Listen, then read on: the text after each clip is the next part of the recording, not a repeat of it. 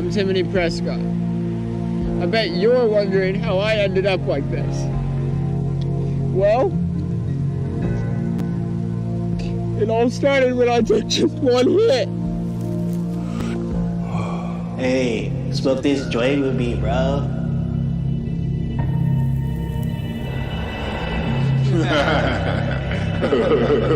I'm so high. Hey, you good, bro?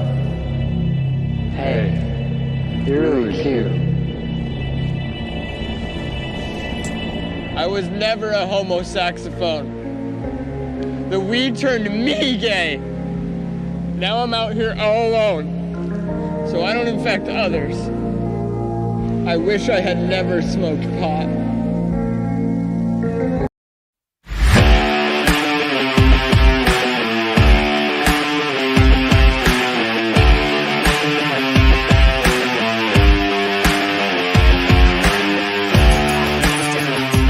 Please be seated. The show is about to start.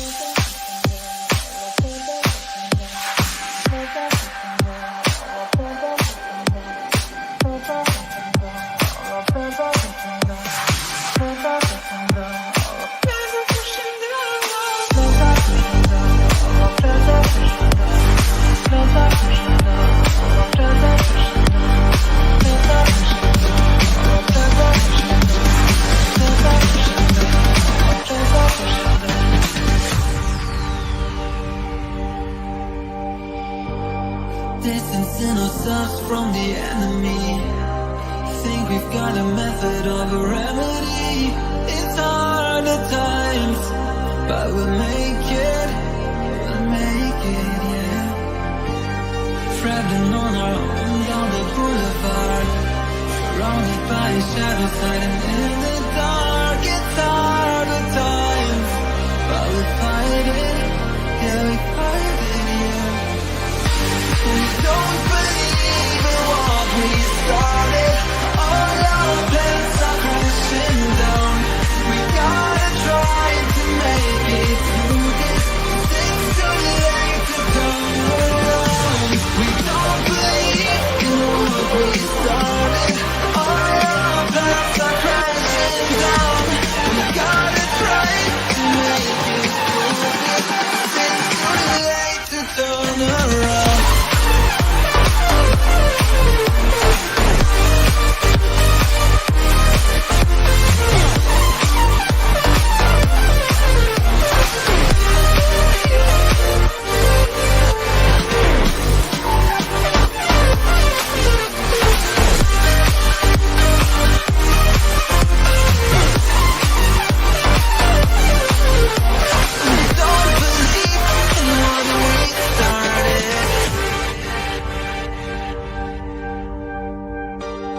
Distancing ourselves from the enemy.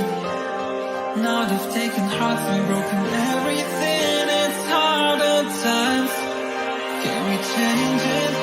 Can we change it? We don't believe in what we started. All our plans are crashing down. We gotta try to make it through this.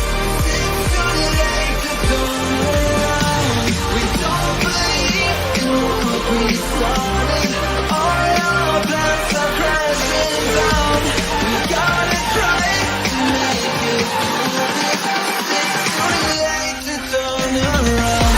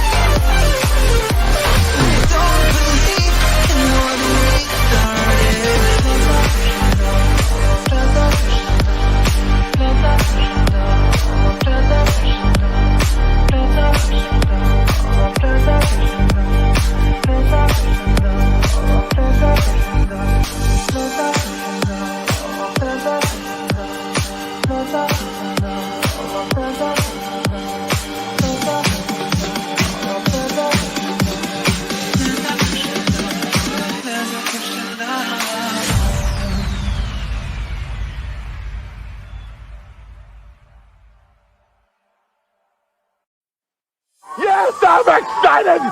Shine, Tony!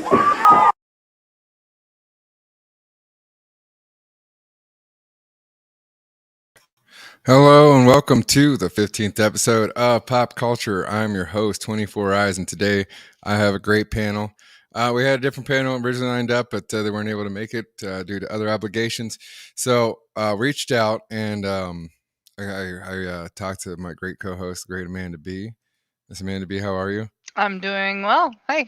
And we got together, we put our heads together, and we figured out like a couple of great guests. And I'm pretty excited about these two guests because it's been a minute because I've had one of these guests on before.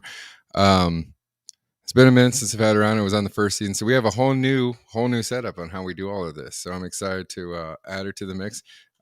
First guest going to be Miss Ali Sanguis. How are you? I'm okay, but I have to say my mood is dampened because that song sucked butt. Yeah, you didn't like the song. A lot of people liked. Ali's not a fan. It's grown on me. I've actually had 24 tell me who did it so I could download it. That guy has a lisp. I can't stand it when people have lisps. No. It's so annoying. It's like just there's no excuse today for having one. I'm sure there are a million YouTube videos of people who are willing to teach you to fix your mouth. So stop it. I don't know, but I mean, there's probably also like other YouTubes where people want you to like lisp into their ears or something. Oh, like OnlyFans? Okay. Like lisp ASMR or something. But with that, somebody who doesn't have a lisp but always has a great hat and a great tie, the one and only Hockey. How are you, sir? Hockey! Hello! I can hello lisp if you want me to. I Damn it, think. Hockey. Oh, sorry. I can throw in the wisp. I prefer your other accent. Yeah. Hello. Yes, I got my tie. I've had hat issues. I've lost my bowler. It's disappeared. No. I don't know where it's gone. So there may be a great hat funding coming soon. So we might have to look out that. So, but you got the top hat today. So g'day everyone. Good to see you. This is exciting. Exciting to be here. Maybe the cat took the hat. It is winter. It probably needs one. It's true. It's true. Did you check on top of the cat? I'll make sure. I'll check next time to see if the cat is all dappered up. So has little jumpers. But, we like to start with positivity because you never know what's gonna happen. Wait 1 second there, 24. Inquiring minds want to know, how's the couch situation going? Oh, the couch situation got solved. We got solved. Okay, we're good. All right. You know what happens eventually if they have enough failed deliveries? Someone who speaks English calls you from Amazon, and they're just like, "Do you want us to just drop it by your door?" And like, yes, you could have just done that like the first 15 times that we tried to set this up. That's good. All right, we can move on now. Yay! I don't know what's going on, but I'm happy for you. I was ordering new furniture for my apartment, and it just kept getting held hostage by Amazon employees. Oh, God damn. well, I'm happy for you. Now you have a couch. Yeah, now we are couchful. We are set up. But with that, we like to celebrate. We like to go a little bit positive. Now, Allie wasn't too stoked about our intro song, but maybe she'll be stoked about our birthday song because this is this week's Pop Birthdays. Somebody in here, it's your birthday. It's your birthday. Somebody in here, it's your birthday. It's your birthday. Somebody in here, it's your birthday. It's your birthday. Everybody move like it's your birthday. Birthday? Mama dance on your birthday. Mama gon' break it down on your birthday. Birthday? Birthday. Birthday? Birthday. Birthday? Birthday. Birthday? Birthday. Celebrate, girl, nobody can compare with ya. Birthday in January, so she a Aquarius. They say the pussy got miles like Darius, but she look better than most chicks in her area. Shawty don't want a lame, she only like G's. Only fucking with the thugs and the white tees. Birthday February, sign Pisces. Into Nouveau with Long Island iced tea. Then right after January and February was a girl who was an Aries who always be smoking berry. Hairstyle short, but her stuff so hairy. Ass so fat, earrings canary.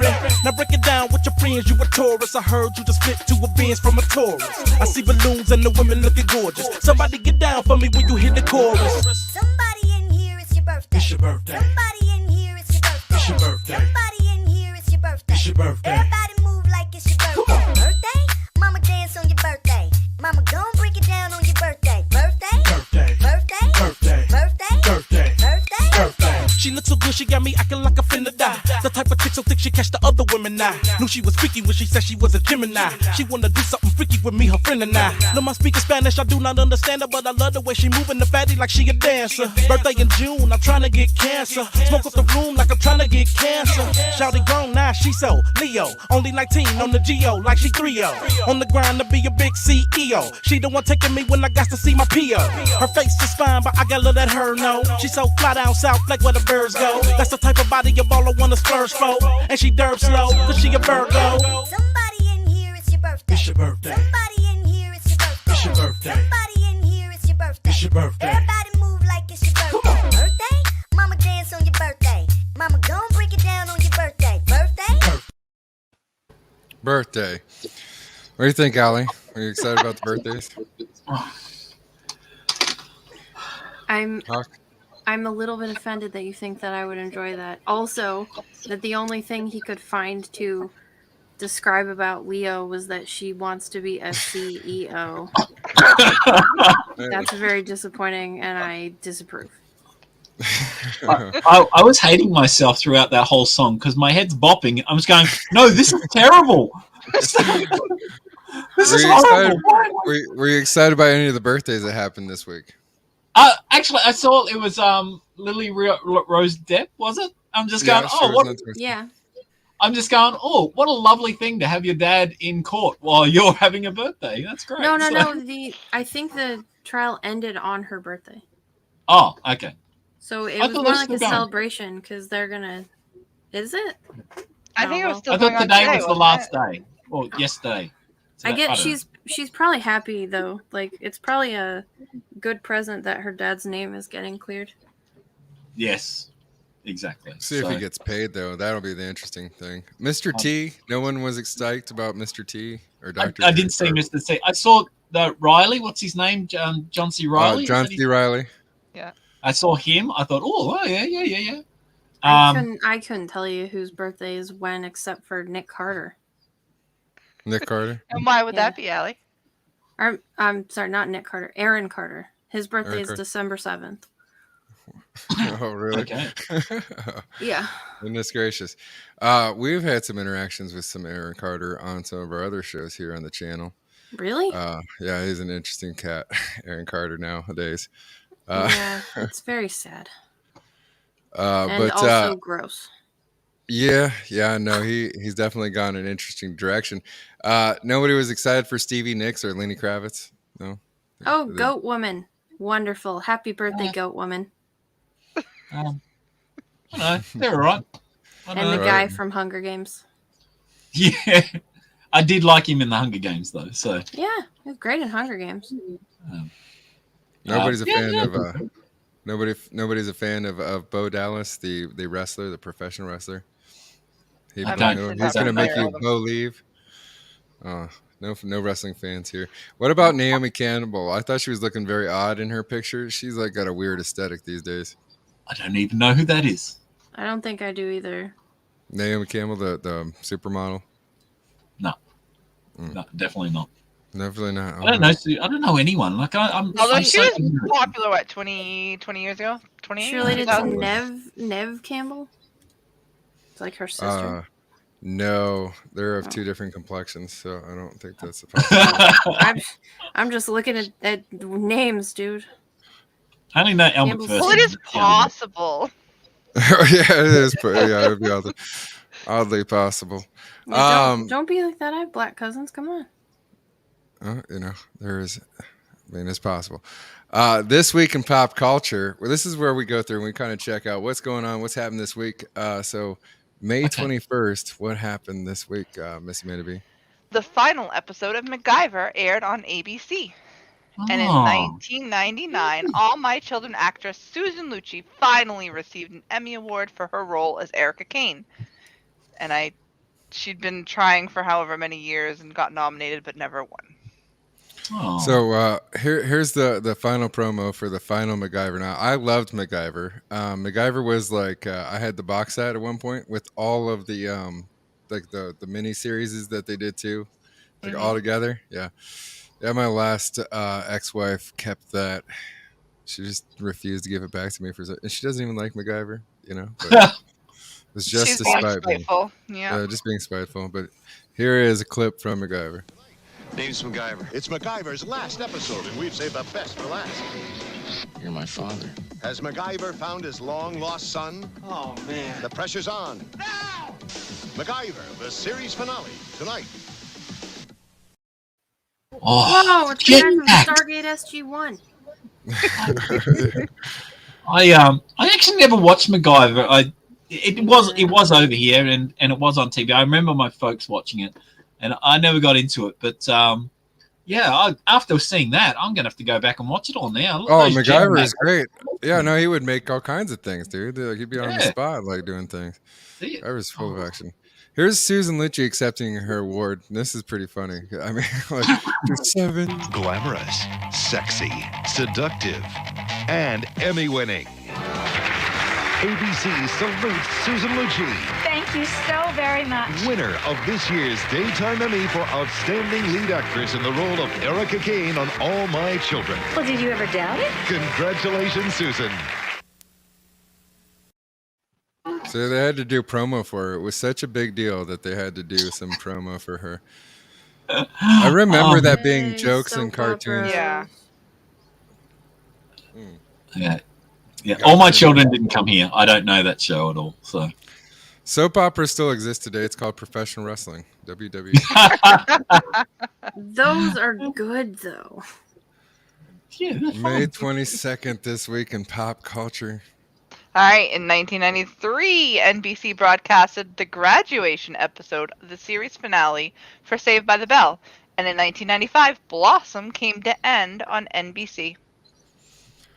Blossom was like one of the weirdest shows, and it just like, who would have I known used that to she was watch going it all to the grow up time. to be terrible? Like, and then you had the Joey Lawrence with the whoa thing all the time. Yeah. Yeah.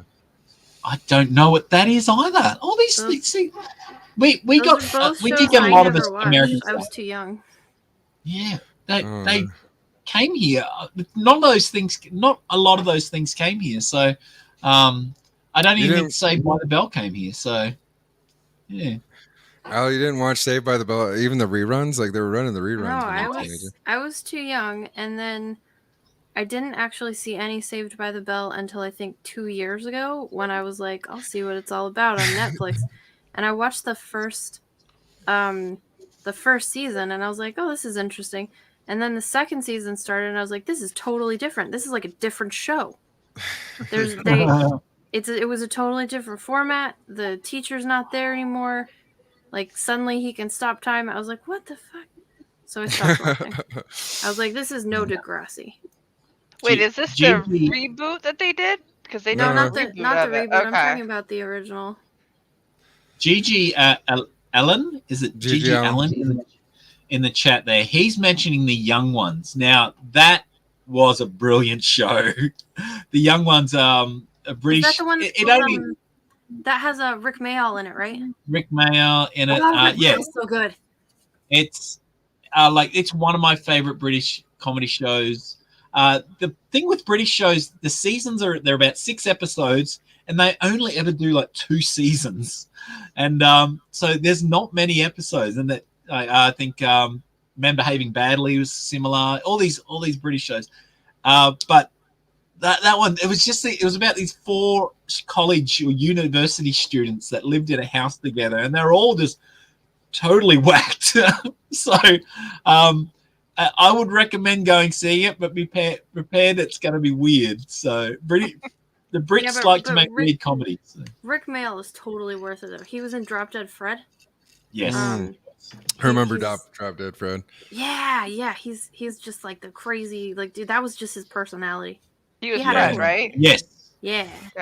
Well, Rick Mayall and can't think the other guy that played Vivian on Young Ones. They did a show together for years and years called Bottom, and they did live shows together. So almost right up until the end of his career, those two were actually in shows together.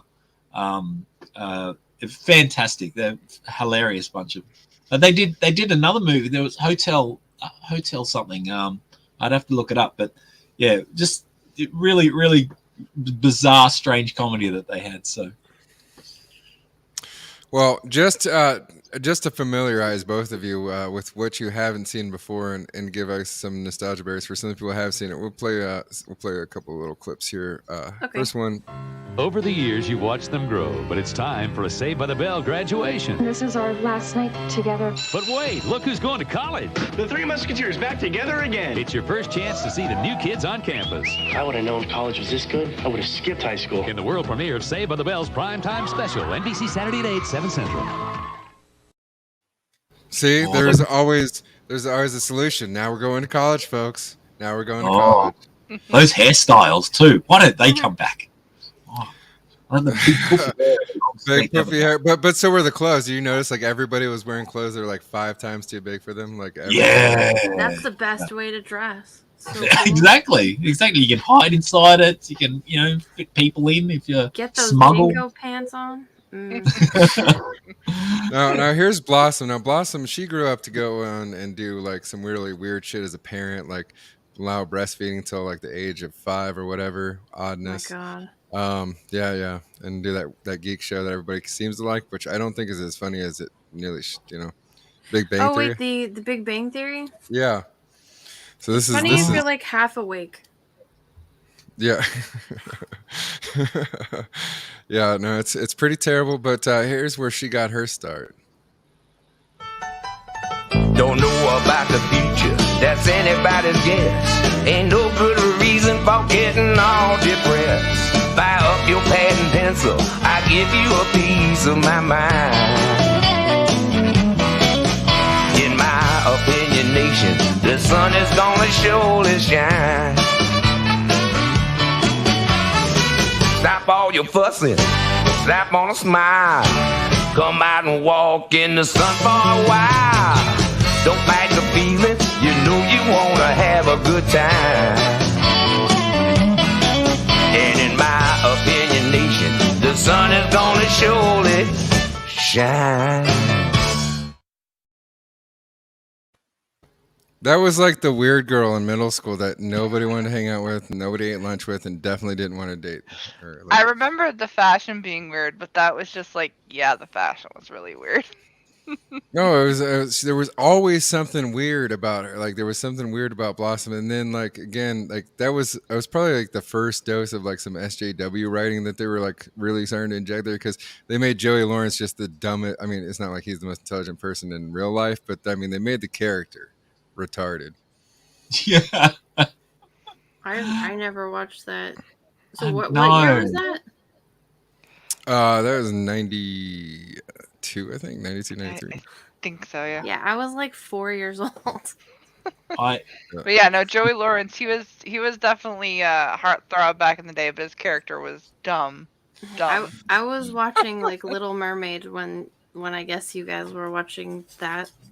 Well, did you see the follow-up show, The Three Brothers, where it was the Lawrence brothers, where it was like all of them together? It was Joey and the other two. Oh my goodness. Yeah. That was like the second. That would have been the show generationally, probably more for you because he was older at that point. And actually, the middle brother grew up to be the cutest. Yeah, that's right. Yeah, he ended up beating Joey out. Who's he married to? He's married to somebody. I was just noticing it recently. He was married to one of the Dancing with the Stars lady. No, I didn't really have like TV, so most of what I watched was like after school cartoons and Saturday morning cartoons. So Blossom always had dumb hats. Yep. Always had. Like the only thing that I thought was cool that she wore out of all those outfits in the entire little montage there was the overall short thing. That was like, I was like, those are the only thing that looks like I would think that you could still use in like 2022. I don't know. I like the skirts that like the bottom are like the ribbons leaves. No, like it looks like the skirt's all ripped up because it's like pointed leaves, like a little fairy. I like those skirts. Pocket skirt. Not a tutu because they like unfortunately fall down and are like, I don't know, it just kind of looks ripped up.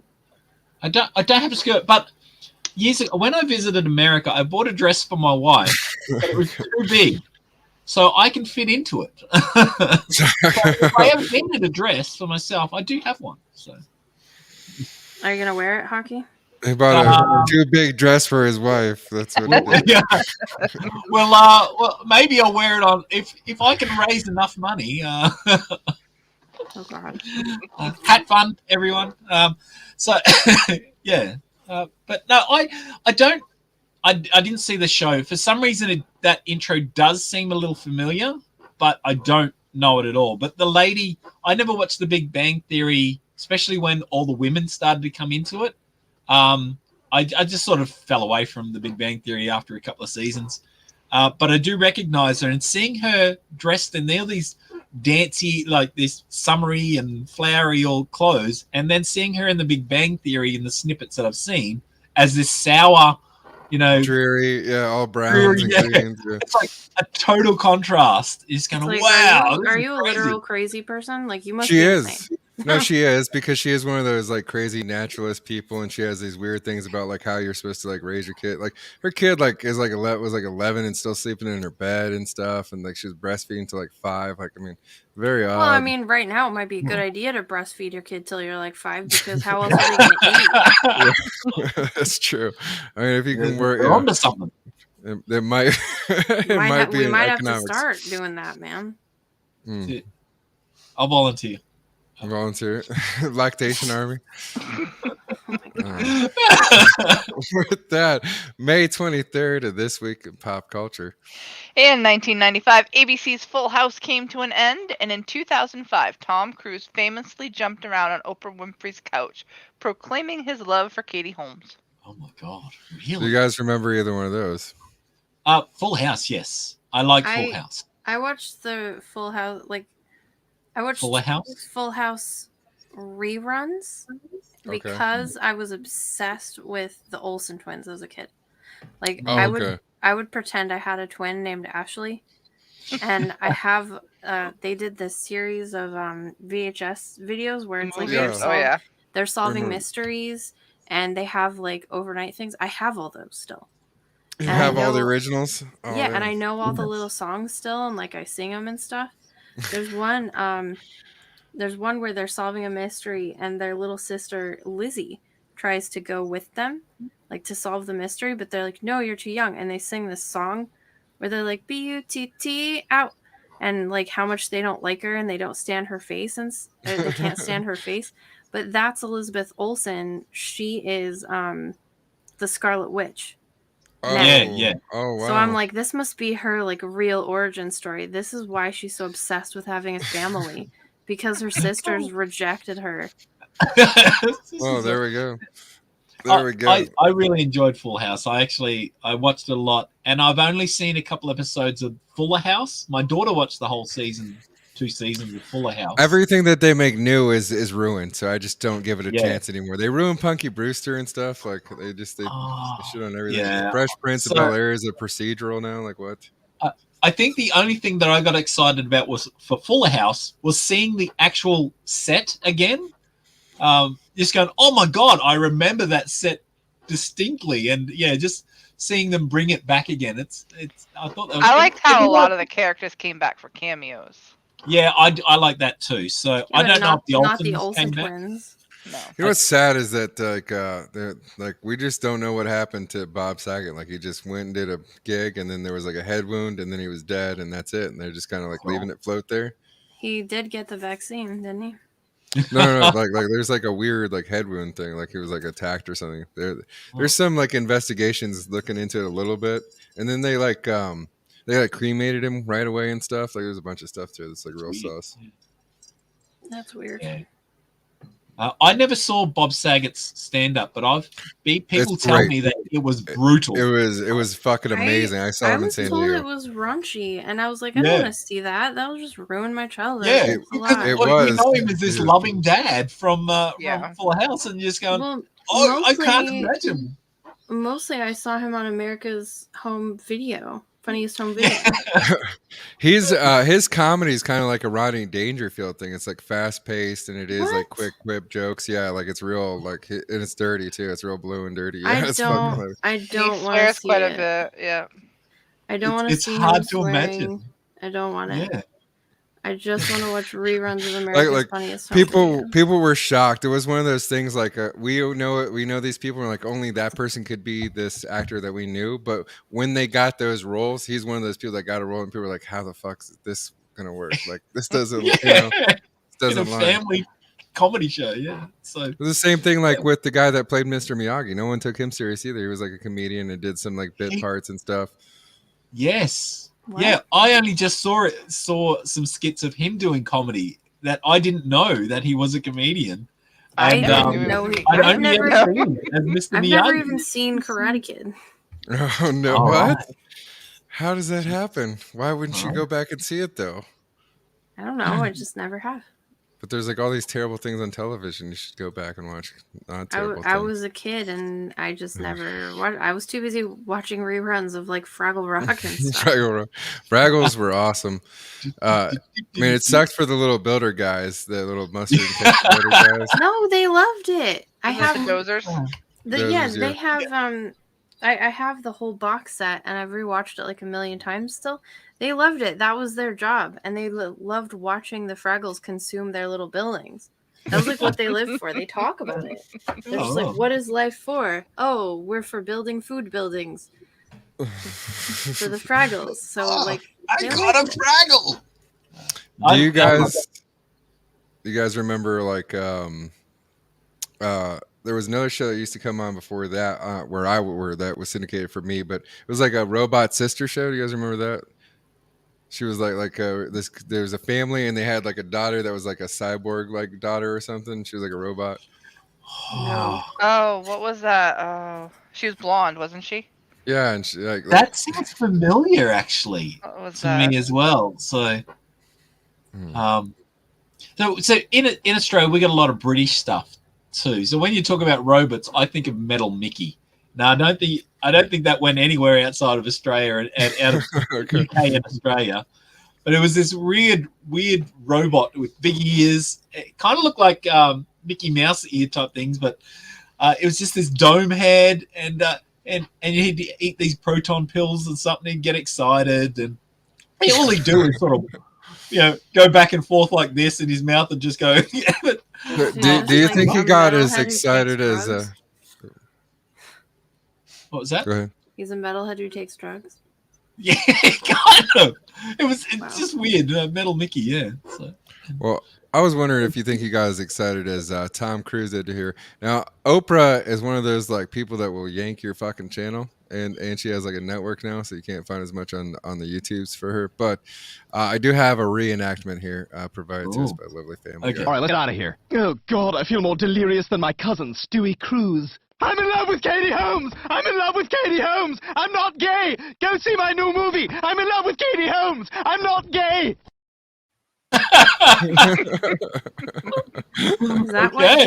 Is that what he was saying? Yeah, well, I mean, he was jumping up and down and screaming like how elated he was for Katie Holmes. Now, at the time, Katie was like 20-something years old, and he was like 50. Like, yeah, she was like pretty much just off the Dawson's Creek thing. Yeah. Wow. So it was kind of odd. It was like an odd, creepy maneuver on his part. Yeah, he's an odd person, that one. He was made fun of for a while for that one. Yeah, I remember like people making fun of it, but I never watched it. I didn't even have like bunny ears to watch television in 2005. I don't know what pop culture is. I just can't stand Oprah, so I just never watched anything with her in it. May 24th this week in pop culture. I mean, like some of the stuff was just on magazines, you know what I mean? Like it was like memes before there were memes. Yeah. So in 1883, the Brooklyn Bridge over the East River opened, connecting Manhattan and Brooklyn. And in 1991, Thelma and Louise, starring Gina Davis and Susan Sarandon, was released. Their car was a 1966 Ford Thunderbird. It was a nice car. I've never been there or watched that. Well, here, we'll give you a historical lesson real quickly on the Brooklyn Bridge. The Brooklyn Bridge, 14 years in the making, was designed by John Roebling and completed. See? 14 years in the making. expanded over, two places. But Sorry. Thelma and Louise. Is anyone familiar with 1991's Thelma and Louise? I haven't seen it probably since 1991, but yeah. This was a big girl power movie, right? This was like 2 female leads. This was like a big thing in Hollywood. And when it came who was the person? Was the person that they picked up? Was that Brad Pitt? It was Brad Pitt. Yeah. Wasn't that his first Oh, role? it was his first role. Yeah. That's the only scene I've actually seen because I looked it up. I was just like, ooh, Brad Pitt, and then I just wanted to watch that one part. Yeah. Well, speaking It's of, it was just a bunch of women that were crazy and just going, "Oh my God, we're being chased! Let's kill ourselves." What? well, here's a little snippet That was from Thelma and delusional. Louise. That was weird. Well, I mean, come on, this is Susan Sarandon. I mean, I do. She's not really that good of an actress. She just was in Rocky Horror Picture Show, and so she has a cult following. I like her in other things. Velma! What? I want you to call Daryl. What for? I want you to find out if he knows anything. If you think he does, you gotta hang up the phone, because that means the police have told him and the phone's probably tapped. Tap the phone? What are you talking about? Come on, Thelma. Murder 1 and armed robbery? Murder 1? Uh-huh. We can't even say it was self-defense? Well, it wasn't. We were walking away. We got away. Yeah, but they don't know that. It's just you and me there. I'll say he raped me and you had to shoot him. That's almost the truth. Won't work. Why not? Because there's no physical evidence. Can't prove he did it. We can't even probably prove by now that he touched you. God. Law is some tricky shit, isn't it? Hey, how do you know about all this stuff anyway? Besides, what are we going to say about the robbery? There's no excuse for that. There's no such thing as justifiable robbery. Right, Louise. Well, yeah. Where'd you get this? Stole it.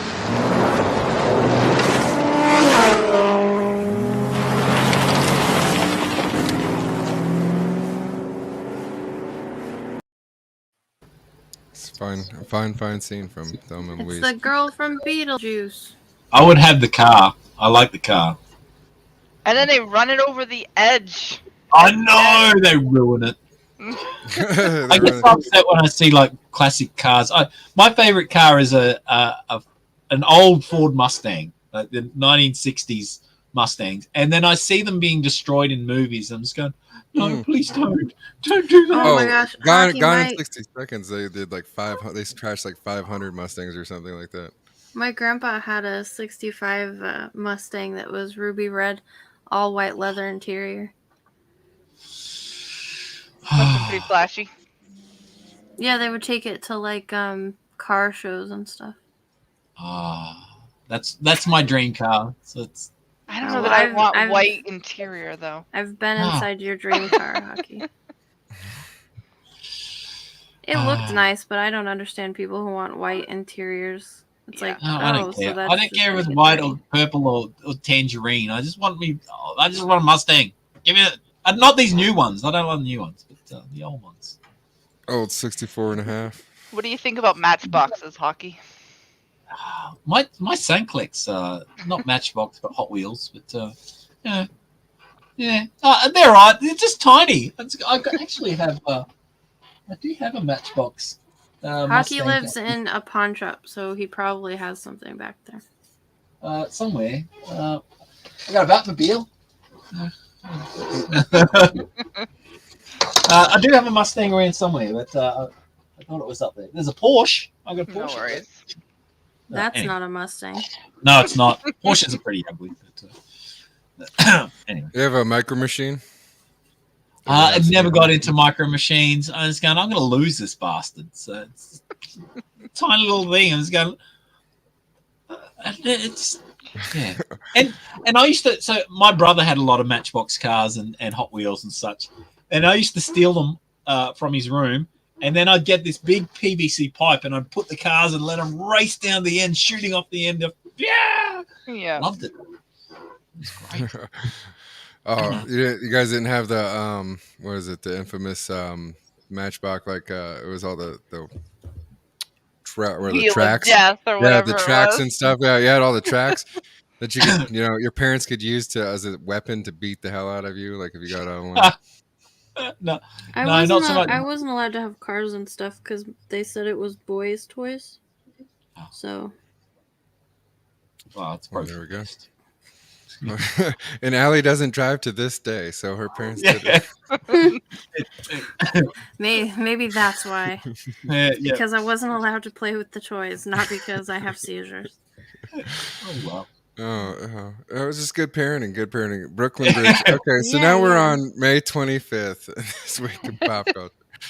In 1992, Jay Leno made his debut as the new host of The Tonight Show. And in 1977, Star Wars opened Memorial Day weekend, marking the biggest entertainment juggernaut in modern popular culture. Until now. Isn't that wild though that Jay Leno took over in 92? Like 92 seems so early, like in comparison, but like, you know what I mean? Because when you look at old clips like Carson and stuff, it seems so much older than some of the later episodes are. That is true. I didn't even know. I thought he was always the host. Was Carson the first, or was there more before Carson? Well, I mean, there's more. I mean, there's other people before that even, but I'm just saying, like, there's multiple of these hosts. So I just think it's like interesting. I didn't like realize that Leno took over in 92. Like, I just felt like it had to be earlier than that, but that is interesting. Well, again, in 92, I was 4 years old, so I was watching Sesame Street. No. 92, I was not staying up still until midnight, No. Yeah, they even played they did play stuff like that here, late shows, but again they played it late, so we'd get it the next day or maybe a couple of days later. Are there Australian late night shows? Like, are there famous Australian late night guys, or are they just British ones? No, we had oh goodness, we actually had a couple of ones back in the black and white days that were very famous. Though there's before my time. I can't even think of their names. We had a lot of like Ray Martin. Ray Martin is not a late show; it was a midday show, and it went on for I would say 10 to 15 years. And everyone would be on the Ray Martin show, the midday show with Ray Martin, and all this type of stuff. And Ray was an odd-looking fella because he spoke very gently and quietly, but it's his hair. He had this like bowl of hair that never moved. So he was made fun of a lot by Eric Banner. Actually, everyone knows Eric Banner. He played played from the Hulk movie. He was in the Star Trek reboot movie. Anyway, the time traveler's wife, all that type of stuff. Anyway. He used to be a comedian doing skit comedy, and he used to play Ray Martin in the skit comedy, and he'd have this plastic hair on his head, and they'd put this big gap between his tooth and make fun of Ray Martin. So Ray Martin was a bit of a legend here for a long time. But yeah, he hasn't been on TV for probably 30 years, 25, 30 years. Well, here's a little clip from Jay Leno in 1992. You're supposed to be my friend, and you're like, jump on the bandwagon. Everyone's making fun of us, and making fun. What are you talking about? I'm sorry. Making fun? What do you mean? We're making fun. I maybe told one little joke or something. One. Tommy's been taping them. I've got it here. What do you have? I only got to show it. Tommy, Pamela Lee, Pamela Lee, and Tommy Lee. Pamela Lee and Tommy, Pamela and Tommy Lee, Pamela and Tommy Lee, Pamela Lee, Tommy and Pamela Lee, Tommy and Pamela Lee, Pamela and Tommy Lee, Pamela and Tommy Lee.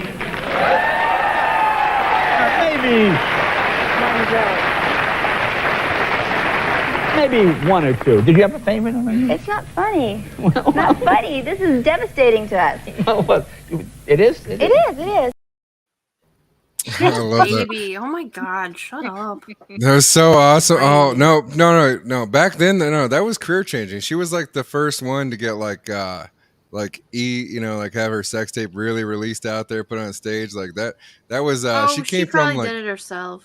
No, she came from like the background where that could still like screw you up as a celebrity. Like it wasn't. she kind of broke the mold, and then like Kim like turned it into like a franchise business. But like back then, that was actually a scary thing for her. Wasn't Pamela like a porn star? No, she just wore sexy things like that and did like provocative shows and stuff. Like she was Baywatch It was a and like sex Barbed symbol, Wire. but not a yeah. Okay. Yeah. She's like, I was like, I don't believe you. I don't believe. Well, maybe we can stoke some nostalgia here for hockey with this little bit, this little clip on Star Wars opening up on Memorial Weekend.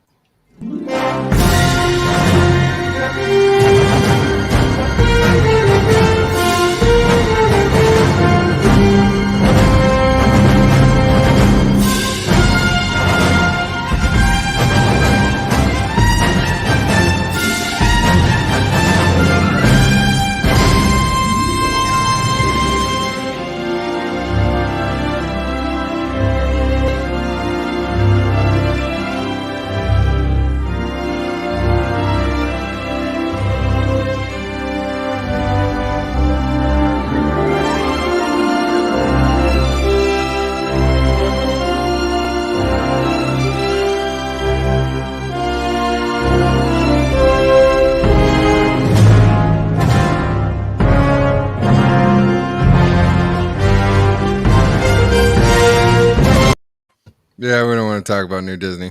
We're just keeping nostalgic. Now, I just wonder how old do you think I am? Like, when that came out, I was 1 year old. I didn't see that in the cinemas, unfortunately. So I missed that one. I didn't even see the original trilogy until 3 years ago. 3 years ago? Yeah, I saw episodes 1, 2, and 3 as they came out when I was like 11, 15, and 17. I didn't see the original trilogy until 3 years ago. That was your only Star Wars? Yeah, I had no. Well, technically, I saw them in order of how the events happen. Yeah, this is true. So my experience was a little different, but also I thought I knew everything because it's so ingrained in our culture that like it's a meme and it's in movies it's referenced. I saw Spaceballs before I saw the original trilogy, so I didn't get half the jokes. I love Spaceballs. I didn't know. Like I knew that I knew who Darth Vader was. What I didn't know was how annoying Luke is in the first movie. I was like, why didn't anyone enjoy this? He is so annoying and whiny. But then, like, as I watched on, because they were like, we're watching it all at the same time, and I was like, okay, fine. And then I was like, wow, his character actually gets really good and cool. And I was like, okay, I see it now. But then I had no idea that Yoda dies. No. I had no clue. And I had no clue that he's in there. He's just in like one movie for like freaking, I don't know, 20 minutes or something. And he's just a total lunatic, just like laughing at him and stuff. I was like, what is this? Because the only Yoda I saw was in the prequel trilogy, where he's just like this wise, philosopher who like has a fight scene. I was just like, okay. Oh, sorry, Snuggie. It totally like took me off guard. He like disappears, and I was like, wait, what? Yoda died. Spoiler. I was like, what are you talking about? He comes back, and they're like, well, sort of. And I was like, I don't know if I could keep watching this. This is an emotional roller coaster for me. I'm an adult, and I don't know if I can handle it. I didn't know about how like Luke believed that he could save him. There's good in him. I didn't know all that, so there was stuff that I didn't know that I got to experience still. So that was cool. Good. But I did. I saw it how it happens, and I was the target market when the prequels came out. You were for sure. I was the same age as Jake Lloyd playing Little Anakin when those came out. Yeah. I was the same. And they had all the toys and age. stuff, like Taco Bell had like the cups and stuff. I was the same age as Hayden Christensen when number 3 came out. So it was different for me. Baby Yoda lives That's on cool though. season I like one. that. That would have been a really interesting way to experience it. I saw the movies, the original trilogy, when I was young, and I didn't really understand it. So all I knew is I thought Luke was cool, especially in the last movie, and that's pretty much it. Totally cool in the last movie. What one thing that I'm happy about that like Disney sitting there trying to push a political agenda made happen or might make possible is that it might reset like how America does our like copyright stuff. Like we might actually put caps on it. Well, first of all, put a cap on it, right? So if you're a corporation and you make like so many billions of dollars off of something, then like that caps your copyright out at a certain point. But the other one would be like, if you're a corporation, you can only have it for like 20 years and then it 20, 25 years or something, then it goes to the public. If it's a person, right, you still have your copyright on the thing for your lifetime plus 20 years, so you have time to build an estate off of your works that you created, right? I don't know if I agree with that. But I if they want my copyright for something taken away just because I made too much money. Well, it's a corporate cap. It's not a personal cap. The personal copyright for your creative so your book or something that got optioned to a movie, your personal cap on it would stop 20 years after you died. Yeah, I don't like that. Well, everything goes into public domain though. Yeah, after like what, 80 years or something? No, it's like no, they're pushing it that way. No, it's supposed to be like 30 or something, 30 some years or 50 some years or something like that, and they just like Disney keeps extending it, like big corporations keep extending it. But when that happens, that means they have control of the IPs. So like, you know, in case of Star Wars, you have all these characters and you have all this stuff that Disney deemed wasn't canon. But a lot of that stuff could be falling out of IP, you know, relatively soon if we had like good copyright laws, allowing people to write like good stories with these characters, like actually, you know, instead of just depending on the Hollywood system or specific people to like hand feed us our characters. You could find someone that's a really good Luke Skywalker writer. You know, like I like this character, blah, blah, blah. You could just have an author that, you know, does his own version of those stories that everybody likes better. There's still kind of that. Like you can still read the EU and just pretend that the new movies didn't come out. Like all the EU books are still great. Timothy Zahn is a freaking genius. Like the Thrawn trilogy is probably some of the greatest Star Wars novels ever written. They're amazing. Yeah, they should have all been adapted to screenplays, and this should have been the Star Wars movies we were watching over the last 10 years. Like, to be honest, like all the story. I never understood like how they screwed this up. Like when you have super huge titles like that have like canon that is just deep with novels that are bestsellers. Like just go through all your best-selling story arcs and make those into movies. They were handed like a freaking silver platter, and then they were just like, you know what? No. Just toss it. Yeah, exactly. I was like, whoa, hold up, why are you doing that? You're just like, you know what I'd rather do? Break everything and make no money. Yay. So ridiculous. The problem is it made money, but for the wrong reasons. So they made it because the people were going for nostalgia.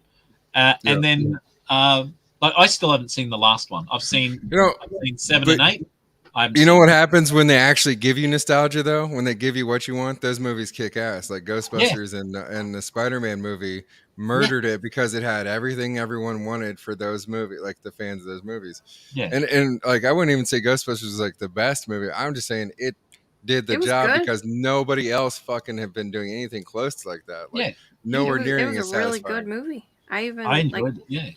I even shed some tears at the end, and I didn't see. Yeah, I did. I didn't see the first, the original Ghostbusters 1 and 2. I didn't even see those until like 3 years ago again. I had no idea. Yeah.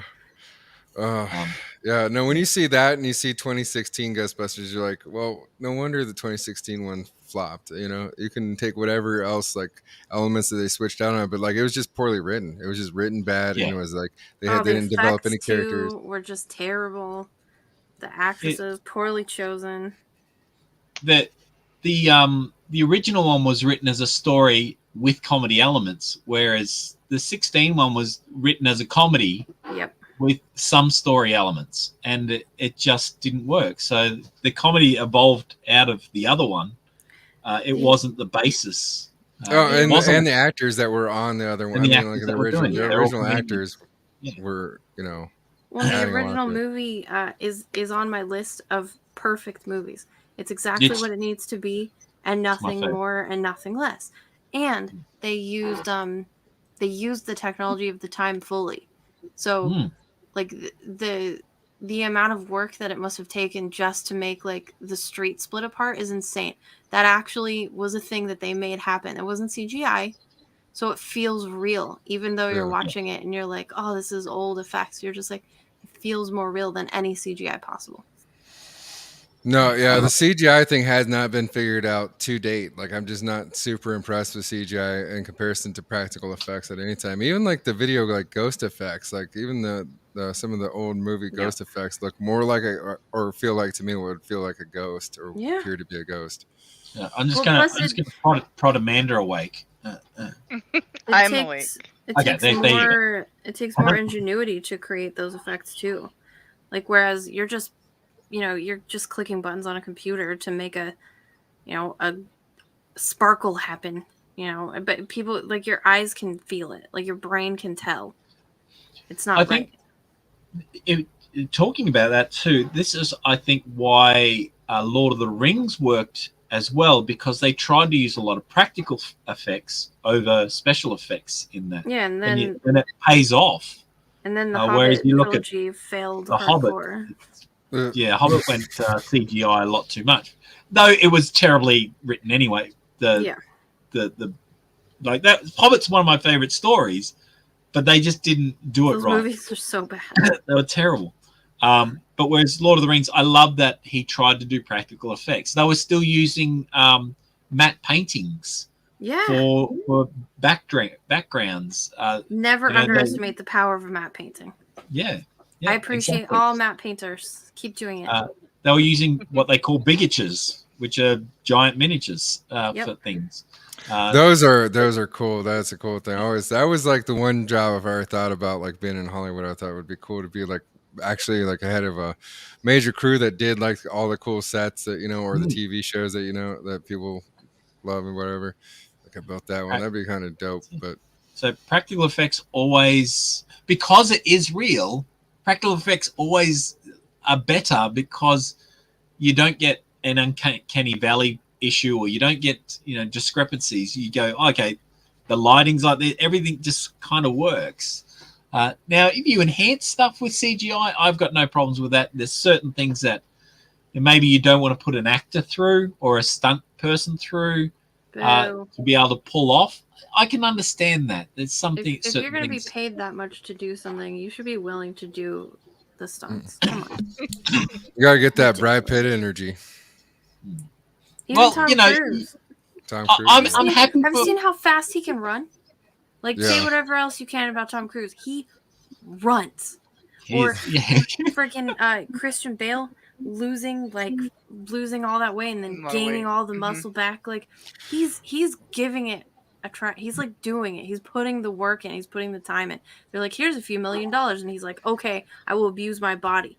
And I'm like, good. Yeah. That's what I want. That's what I want for my. That's the heart I want in my. That's the grit that I need to see. Yeah, exactly. If you're getting all this money, you better put yourself through it. And he does. Like, there's that scene in, I think it's one of the latest Mission Impossibles, where he jumps across a building. He actually breaks his foot, but gets up and continues on in the scene. Yeah. And that's in the movie. He's flying planes and helicopters. Like, he's actually doing all the stunts and everything. When you, I think again, I think might be the same movie where he's actually flying the helicopter. You can say what you want about his personality and his religion and everything like that. Yeah, but you can't deny that his acting chops is he puts his whole self in. So he's working. Yeah. It's not just like, I'm going to show up on set and I have to be pretty. And if my character is wearing a helmet all the time, not in canon, I'm just going to take it off because who wears a helmet? Like, I'm just going to just look at my face, no wrinkles. I'm not going to make any facial expressions because they make wrinkles. So no one's going to believe what I'm doing. It's ridiculous. Yeah. I have very little respect for modern actors. Sorry, go on. Well, May 27th, the last day of this week in pop culture. In 1937, the Golden Gate Bridge connecting San Francisco with Marin County, California, opened. Today was Pedestrian Day. Cars were allowed the following day. And then in 1983, Benton fireworks disaster in Tennessee. So I not heard of the Benton fireworks disaster, but here's a quick little like news clip on it. This is kind of interesting. They were making, I don't know if anyone's familiar with an M80 or M100. Those are like, Oh God. Portion sticks of dynamite. Oh dear. And they made a boom. They made a big boom. So here we go. Big. The victims were inside this secret fireworks factory this morning when the facility blew up shortly after 9 o'clock. The explosion leveled the structure and could be felt up to 15 miles away. I was walking through the jail and I heard a loud explosion. Walked to the back door of the jail and I could see a white puff of smoke coming from this area. I got in my patrol car and proceeded out here to the scene. I was one of the first ones here on the scene, and there had been a major explosion at this location. The explosion occurred at Webb's Bait Farm in Polk County, Tennessee, on Welcome Valley Road. Polk County Sheriff officials say they had received information that fireworks were being manufactured in the area, but they didn't know where. Following this morning's blast, they now believe that the 5-year-old Webb's Bait Farm was just a front for the M80 operation. The blast also damaged several cars, the Webb's home, a storage trailer, and shattered the windows of a neighbor's house. I never had nothing this loud and go as bad as it went, and it seemed like the whole house was a trembling up. It seemed like I could feel it, and I thought it was an earthquake. More than 50 cases of fireworks were moved to an open field and dirt was piled around the boxes for protection. The investigation will be conducted by local and state officials and federal agents from the Bureau of Alcohol, Tobacco, and Firearms.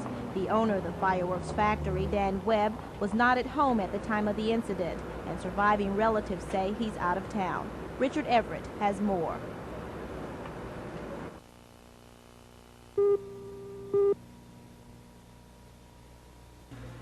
Officials at the scene say the secret manufacturing facility appeared to have been a lucrative operation. How many they made and what their market was, I would say we're talking probably a $250,000 business at least a year. In addition to the firecrackers, with the strength of a third of a stick of dynamite each, officials found drums of volatile dry chemicals at the scene, more volatile than is necessary to make simple firecrackers. The owner of the plant, Dan Webb, has not been located. He's believed to be somewhere in New York City today. 3 of his relatives are thought to be among the dead. But Webb's aunt, Patsy Kennedy, arrived at the scene late this afternoon. He sells worms and delivers them.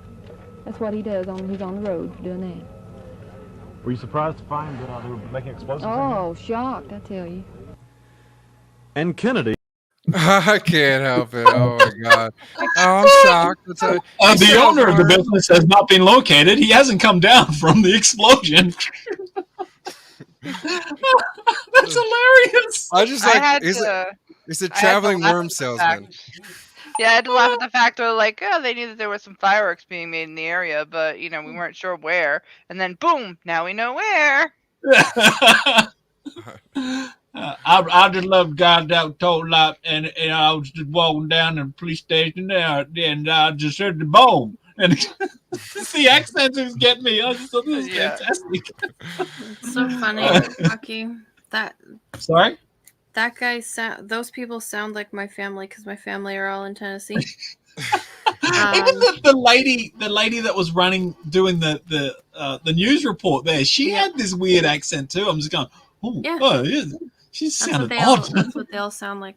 Polk County is just 2 counties away from Knox County, where my family is, but they all sound like that. But I guarantee you, that lady knew that her family member was making fireworks. There's a lot of people up there that have worm farms. Some people in my family have worm farms. But everybody there knows everybody else's business, especially if you're an aunt. Like she said, that was his aunt or whatever. Yeah. The aunts, they know what they're doing. There's like four aunts in my family. They know everything the family does, and they'll stick their nose in it. That's why she was there.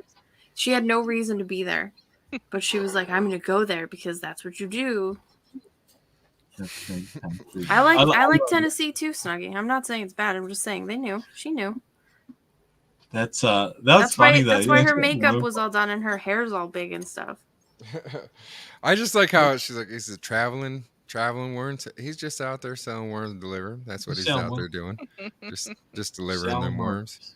New York. Some worms. In New York, you want some Tennessee worms, New Yorkers? Hey, man. That was great. And that place was leveled. Like there was this. Holy smokes! Oh no! I mean the amount of dynamite. But see, the thing is, like the percussion. Like you know how many people probably died or could have died or were injured just from like the blast, like the percussion from the blast. Like that's. I mean, it shattered that lady's entire windows. Like it could have like punctured her eardrums. It could have passed her out. It could have stopped her heart. You know what I mean? Like like you don't even have to get hit by the explosion. The percussion from the blast can like kill you. Yeah, there was 11 people killed in that explosion and 1 injured. Jesus Christ! They wouldn't find the pieces. They'd be just they're toe over there, and we found this fella's finger in the next county over. It was. We're pretty sure that Billy Bob and Rosemary were there. We're just gonna drop them off. We just don't know which piece of them is this. We don't know. No, we haven't seen Edgar in a long time, so we'll just throw him on the list of dead anyway. It's putting these people it's like getting 10 jigsaw puzzles and just dumping them all in one, and we're just trying to figure out how it goes, you know. Do you like my accent? You joke about these things, but then there's like I've seen that scenario. There are times where there are a pile of bodies and you're not necessarily just exactly. He's like, yes, and it is hilarious. Well, I mean, you know, are you missing the right arm? Is this a right arm? Here we go. If you're gonna do something stupid, we can laugh about it. I know. We have completed what happened in this week in pop culture. So this is the point of the show where we take a little break, right? We have we hit the button on the retro time machine and it takes us back in time. We watch a little video, plays. This is time for the host to run, use the restroom, make drinks, do whatever they need to do, and come back and enjoy it. But we get into some nostalgia. We have some old commercials, some little tidbits from TV shows, whatnot. Remind us of the better years. Okay. So with that, I'm going to hit the button on it right now, and I'll see everybody back in like 6 minutes. Leg it for a couple. 9, 8, 7, 6, 5, 4, 3, 2, 1, 0.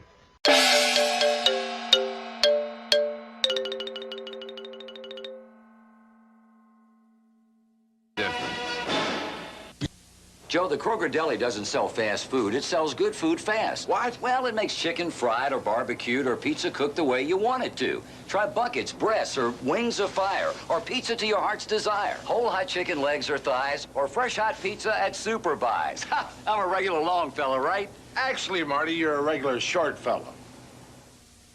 This week at Kroger, pick up a 9-piece bucket of fresh deli fried chicken for only $3.99. Right now, it's time for Mr. Les Nessman with a whole mess of news. WKRP. Morning, Les. Morning, Johnny. Cincinnati. It's all yours. London, Madrid, Bangkok, Moscow, Cincinnati, from the four corners of the world, from the news capitals at home and abroad, the day's headlines brought into focus, the issues and events that shape our time. WKRP, information beacon of the Ohio Valley, presents Les Nessman and the News.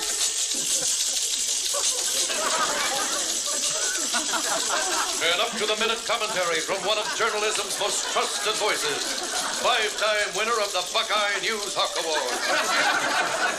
Is that new? I just had it made. Very nice. I like it. Now here's Les Nessman and the News. Good morning. This is Les Nessman reporting.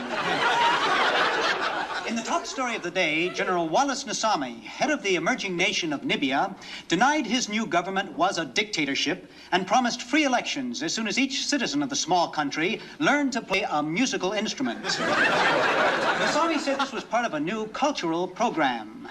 Turning to sports, winner of this week's Gulf Coast Golf Classic was Chai Chai Rodriguez. Chai Chai finished with a 9 under par score. Chi-Chi Rodriguez. Hopefully, Mr. Rodriguez will play up to par in his next competition. Turning to the commodities, soybeans sagged while corn popped to an all-time high. You can feel the anticipation in the pit of your stomach because you're about to take the first real drive in your new Firebird Trans Am. Your pulse quickens as the exhilarating 5-liter V8 comes to life.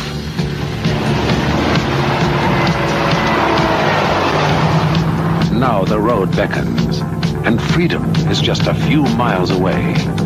The moment you've been waiting for is here. Pontiac.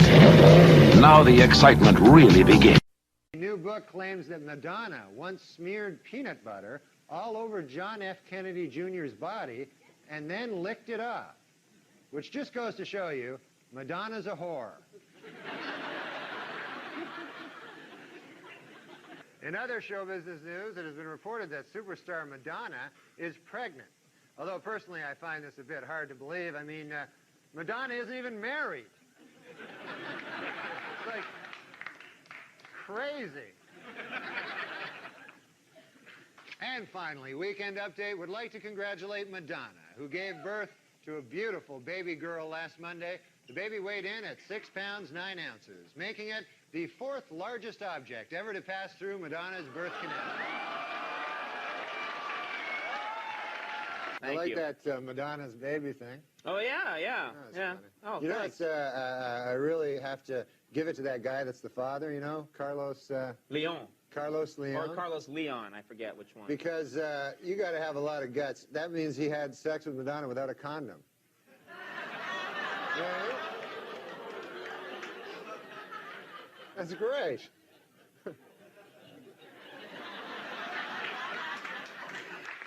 Pop singer Madonna was outraged this week when a tabloid photographer snapped her picture while she was breastfeeding her new baby. Apparently, the baby was blocking her nipple.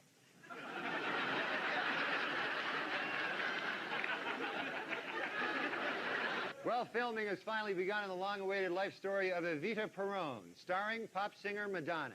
According to its producers, the film is 100% historically accurate, except for the part where Mrs. Peron has group sex with the Houston Rockets.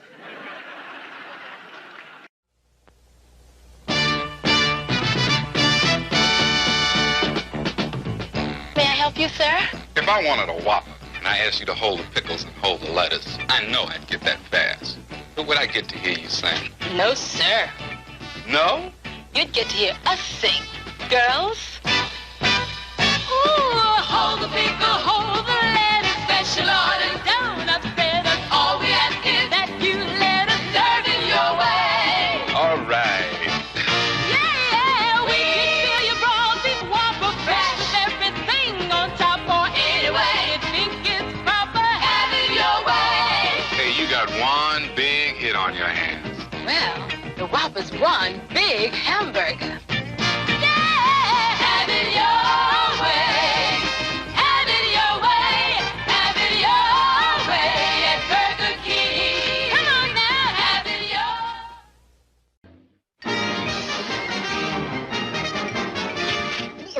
That's all, folks.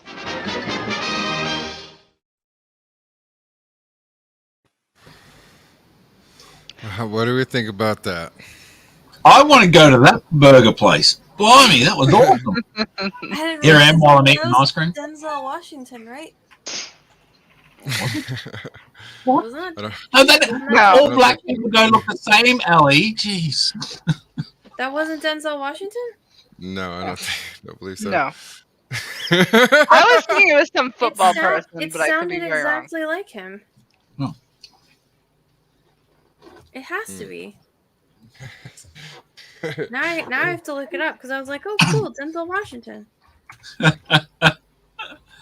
So I went to the toilet. I've got myself a cup of tea. I've got an ice cream. It's sticky date and caramel if anyone's interested, and it's delicious. So you actually put the ice cream in the cone? Yeah. Okay. Yeah. I was thinking it was one of those. Like, they call them drumsticks, like around here, where it's the vanilla ice cream, and then it has like the solid chocolate on the top with the nuts on it, and then at the bottom is the best part because when you get to the very bottom of the cone, it has like that bit of chocolate at the bottom. Yeah, no, I don't have any chocolate to do with that, but yeah, drumsticks and cornettos, yeah, they're brilliant. But no, this is I had to scoop the ice cream out myself, people. I know. Woo-hoo! The hardest part was finding a spoon. Like the kids seem to like take spoons and eat them. I'm thinking, oh my goodness, it's crazy. Anyway, I guess. So, and I got a cup of tea. So I'm a big tea drinker. Says cappuccino, doesn't it? Anyone? Sorry? Who was that guy if he wasn't Denzel Washington? Cappuccino. I don't know. Some bloke. All right, let's see if I can Google this. I swear he sounded exactly like Denzel Washington. I mean, that was like a 70s commercial, I think. Like, I don't think it was like before his time. Shifty says it wasn't Denzel. Wouldn't he been like 3 back then? Yeah, that's what I'm saying. That was literally from the 70s. That was an OG I don't know how old Denzel Washington is. I know he's older than me. He's older than I am for sure. That was totally Denzel. I don't even actually care if somebody says it's not him. It was him. Maybe it was Denzel's dad. There you go. Denzel's dad. Nice. It's Denzel. No, he was born in 1954. He could have been in a 1970s commercial. Okay, fair enough. If you say so. He was 1954. Jesus Christ, he's an old man. He's 67. Blimey. Okay. Well, I don't know who that gentleman was that was in that old Burger King commercial, but I'm pretty sure it's not Denzel. But with that, we do retro movie reviews. So what we do is we go back in time and we check out a review when the movie came out, done by Mr. Roger Ebert, right? So the first movie that we have on the roster tonight to review and see what Mr. Ebert felt about it is 2010's Love and Other Drugs. I've never even heard of that. I haven't either. Oh my goodness. I guess I consume way more things than other people. You do. Like stupid amounts of things at a certain point. Hey, Lisa. Her name's not Lisa. I know, but if every time I say, hey, Lisa, she'll think that I dated a girl who looked just like her. She'll develop this unconscious need to win my approval, and from then on, it's cake. Damn. That's stupid. Be a pharmaceutical rep. Yeah, that's why. Hello, lady. You're not impressed by Jake Gyllenhaal in here? No, that was the dumbest thing I've ever heard anyone say. He's a drug salesman. He's a salesman. See, that's what he's like, the pitch guy. That's how he does it. He charms the ladies and he sells the meds. Hello, gorgeous. I am not charmed. If the patient asks, you're an intern. Hi, I'm Dr. Knight. And who are you? Jamie Randall, intern. Well, let's have a look. You're a crap! You let me take my shirt on you! Oh, and I don't like her either. She sucks. I apologize. Yeah, well, then he's a drug rep, but he falls in love with her, and she has cancer. Why? She's terrible. I don't know. Anne Hathaway, right? She has a weird face. I wouldn't kick her out of bed for farting. How can you pick on Anne Hathaway? Jake Gyllenhaal, Anne Hathaway? What? Jesus. Let me take you out for a cup of coffee. Strong eye contact, implied intimacy. You're good. I have standards. So what does this mean? Actually, this is being No, nice. Ella Enchanted? I don't. Ellie? That's it. No. That's the best you got? She looks so cute right here. What are you talking about? That was for you. Oh. She's got a weird looking face. What are you talking? It looks like her eyes are sliding off her face. I would use 24 eyes. She needs an eye wrangler to push her eyes back onto her face. Eye wrangler. She's got like a weird donkey mouth. Yeehaw. Like, come on. Oh no. She's all Allie's awkward. brutal. She is brutal. Screw Anne Hathaway. Look at her. She's doing all the cute girl faces and stuff. She's got and now it's just like no, her face is melted. She's a dolly painting. Next week is about finding an hour or two. She's not even as good as a dolly painting because she's like almost human looking. But I know her face is made of wax. How dare they use frickin' Cure song? I'm offended. Hello. I like hearing. But you know what complicates the story, right? He's a drug rep and she's dying, and he's trying to he's trying to get her to start doing stuff. The Of course, sound at some of your point. voice. You like hearing the sound She of her just voice? wants to Were you die. abducted by aliens? Yeah, I would want to die I hear too. we're if I coming looked out like with a new her. sex drug, Viagra. I want it. This is a revolution. I've already The sold guy 2,000 does all of prescriptions. It's his gone for fat life. in this movie. Viagra. That had to be a killer year as a drug salesman. Like when that first year that bitch came out. Oh man, you had to be murdering it. Oh god. Hard to Are believe, there isn't it? still drug salesmen Hard to now? believe. Or are they Yeah. just all politicians? No. There are still drug sales. Pharmaceutical positions. reps. Yeah, there still are. Billy, is there any drug salesman? Sorry. I'm not jealous of someone that looks like a weird freaking. But you're on the robot. fast track. 600 Very folks cool. dying to discuss sales techniques. Can't do that with me and holding you back. She rejected you. That's why you want Oh her. my god, I hate that guy. Nope. Need you more. Nope, snowman. The guy plays all of them. Yeah, he's fat, huge. I hate that guy. I won't watch Look, he anything goes to from him. get her. Like you can't leave me. I love you. Like come on, this is Love great you, love baby. story. Yeah. Look, he got on the bus and everything.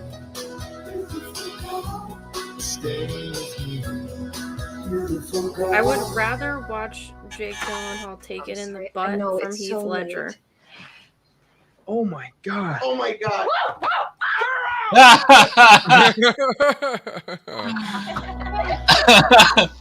Okay, that was funny. So no, Yeah. no, we're not feeling this. I do remember watching that. Now that I saw the I've never seen the it. title, didn't ring any bells. No, it I've never looks seen it. terrible. Oh, let's see what Roger Ebert had to say about this. Hopefully terrible he movie. said, this movie's fucking horrible. And the Anne Hathaway needs an eye wrangler. Yes. Well, on a scale from thumbs up to thumbs down to 4 stars, we have 2.5 stars. 11 Other Drugs, November 23rd, 2010. Roger The Ebert. other drugs are easier to sell. Is this a long one? Yeah. Okay. All right, we'll read the first paragraph and the Okay. first two, and then Hold on. Snuggie said, I can see what Ali's saying, but still brunette. Dude, men, you really need to raise your standards. That's just sad. Come on. Sad. We'd have Well, sex at with a least black she's- snake with an infected asshole if someone held its head. Jesus At Christ. least she's not a blonde. Like, What was okay, that, I understand, but wow. You'd have sex with what? So men would have sex with a black snake with an infected asshole if someone held its head. Okay. So we're not picky. Anyways. Dean James had said, like, you'd be surprised what your man will have sex with. You probably tripped on her walking out the door. Yeah, wait. See, if they say yes, then yeah, woohoo! That's pretty much it. Lucky Hockey has a wife to give him all these children so that he's not populating all of Australia with his virility. See, she said yes. So that's Hawker's child support cases. She said yes. That's an admittance, Judge. I mean, I feel like she meant to take care of that herself. With that, Miss Amanda B, would you like to read the first couple paragraphs on this? Sure. Love and Other Drugs stars Jake Gyllenhaal as Jamie Randall, a pharmaceutical salesman who sells. Hold up, his character's name is a woman's name. Jamie Randall. I'm out. I know guys' names whose name's Jamie. Is it short for James? Nope, it's Jamie. Then they have a woman's name. Jamie, Kelly, and Stacy. Those are all boys' names. You know that, right? And so Yeah, is Tracy. Allison used to be a boy's name too until it wasn't anymore. I've never heard the Allison on a man though. No, I haven't heard that either. It was Al's son, Alan's son. Oh. I have an ancestor whose name was Allison. All right, so he's a pharmaceutical salesman who sells Love, Zoloft, Viagra, and other products with equal sincerity. He's a charmer determined to sell his way out of Ohio and into the big Chicago market. And if that involves flirting with the receptionist in doctor's office, it's a tough job, but somebody's got to do it. The movie takes like he hates it. The movie takes place at that point in the 1990s when Viagra was chimessing in the marketplace. Haha. And Jamie is riding the success of his employer, Pfizer. He infiltrates hospitals, befriends doctors, pushes drugs, and sabotages the best efforts of his aggressive rival, Trey Hannigan, who played by Gabriel Macht. He worked for Pfizer? I don't trust him. Yeah. That I'm feeling that too. Whose product Prozac is outselling Zoloft. Whether these products or any of their products works very well is not a concern of the salesman. They sell. We'll jump down. Let's see so how we can finish this out. I probably need to do the last three. All right. This would be that would be permissible in any other kind of movie, not this one, where matters grow more serious between the two lovers, so serious indeed that they begin to discuss how their love will prevail through the difficult road ahead. The movie gives full weight and attention to the subject of Parkinson's and doesn't trivialize it or make jokes. How could it? Wait, But she has Parkinson's? I'm thinking that's so. what it is. Yeah, that's what it is. So she has early onset Parkinson's. You're trying to tell me that girl who was not like shaking at all. The only thing wrong you with didn't her see the rest of the movie. You didn't is see her the rest eyes are dripping off her face. That's not what Parkinson's is. I take exception with the way that they have portrayed Parkinson's in this film. It is not drippy eyeballs. But the more weight the story of Maggie and Jamie takes on, the more distracting is the screenplay's need to intercut updates on the pharmaceutical wars. Oh, I wonder if it was weird having his love interest have his real life sister's name. Sister's name, yeah. Like, oh, Maggie, I love you. Yeah, but so weren't they hard. one of the weird brothers and sisters that were oddly close to each other for a while in Hollywood? Like they were I have no idea. I only knew they were brother and sister because they were in Donnie Darko playing brother and sister. And they have the same last name, which is really odd. I didn't even know their names. Hockey. No. I just imagine there's not too many people with the last name Gyllenhaal. So, I don't know. Maybe it's common in America. It's just I haven't heard it very often. I don't know. So far, I would still rather watch Jake take it up the butt from Heath Ledger than watch him try and tape frickin' Anne Hathaway's eyes back on her face. Oh my god! Oh goodness gracious! Not an Anne Hathaway fan. Brutal, isn't she? So Nor do we continue to care much about Bruce and Trey. The movie's most effective single scene occurs in a meeting of people with Parkinson's and their loved ones. The husband of a victim describes to Jamie in stark, realistic detail the possible course of the disease and how it may affect the woman he loves. After this scene, the movie has definitely introduced a note that makes the rest seem trivial. The director is Edward Zwick, a considerable filmmaker. He's essentially working with a screenplay by Charles Randolph, Marshall Herskovitz, and himself. That doesn't work. Given that problem, you have to observe that he is a capable filmmaker, even in bad weather. He obtains a warm, lovable performance from Anne Hathaway and dimensions from Gyllenhaal that grow from comedy to the serious. That scene with the husband of the Parkinson survivor has a simple grandeur. As a filmmaker by nature, Zwick gives that scene its full weight, no matter that it's not a good fit in this movie. That counts for something.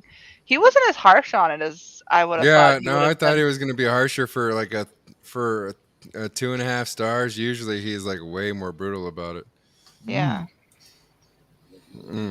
He was very more matter of fact.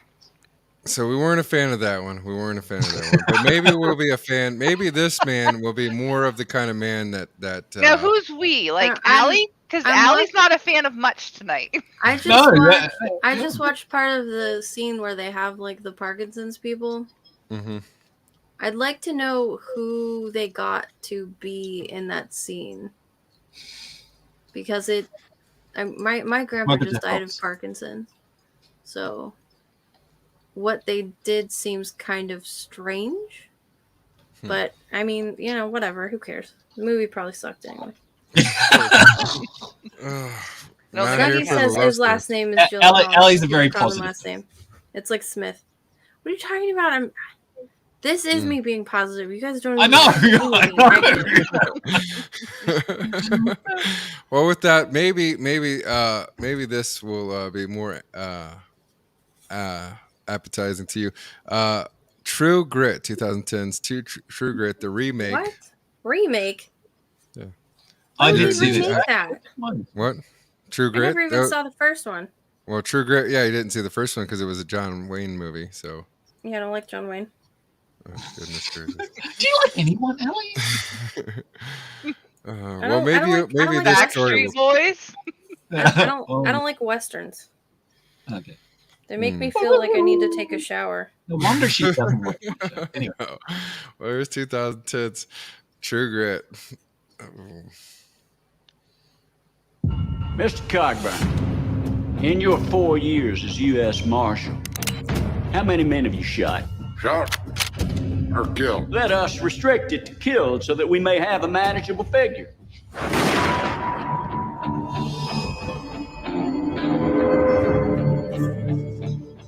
Mr. Cogburn? What do you want, girl? I'm looking for the man who killed my father. The man's name is Tom Chaney, and I need somebody to go after him. What's your name? My name is Maddie Ross. I mean, I loved the original one, and I felt like they took this one and they bumped it up a couple of notches. But this. I saw this movie. This is one I've actually seen, and I did enjoy it. So That was Wednesday Addams, wasn't it? no, it looked like it. It's good. Quite possibly. Are you some kind of law? I'm a Texas Ranger. I know Chaney. It is at least a two-man job taking him alive. Mr. Cogburn? Can we depart this afternoon? We. I'm going with you. Congratulations, you graduated from Marauder to wet nurse. He's being followed. We do, Marshal. You missed your shot, Cogburn.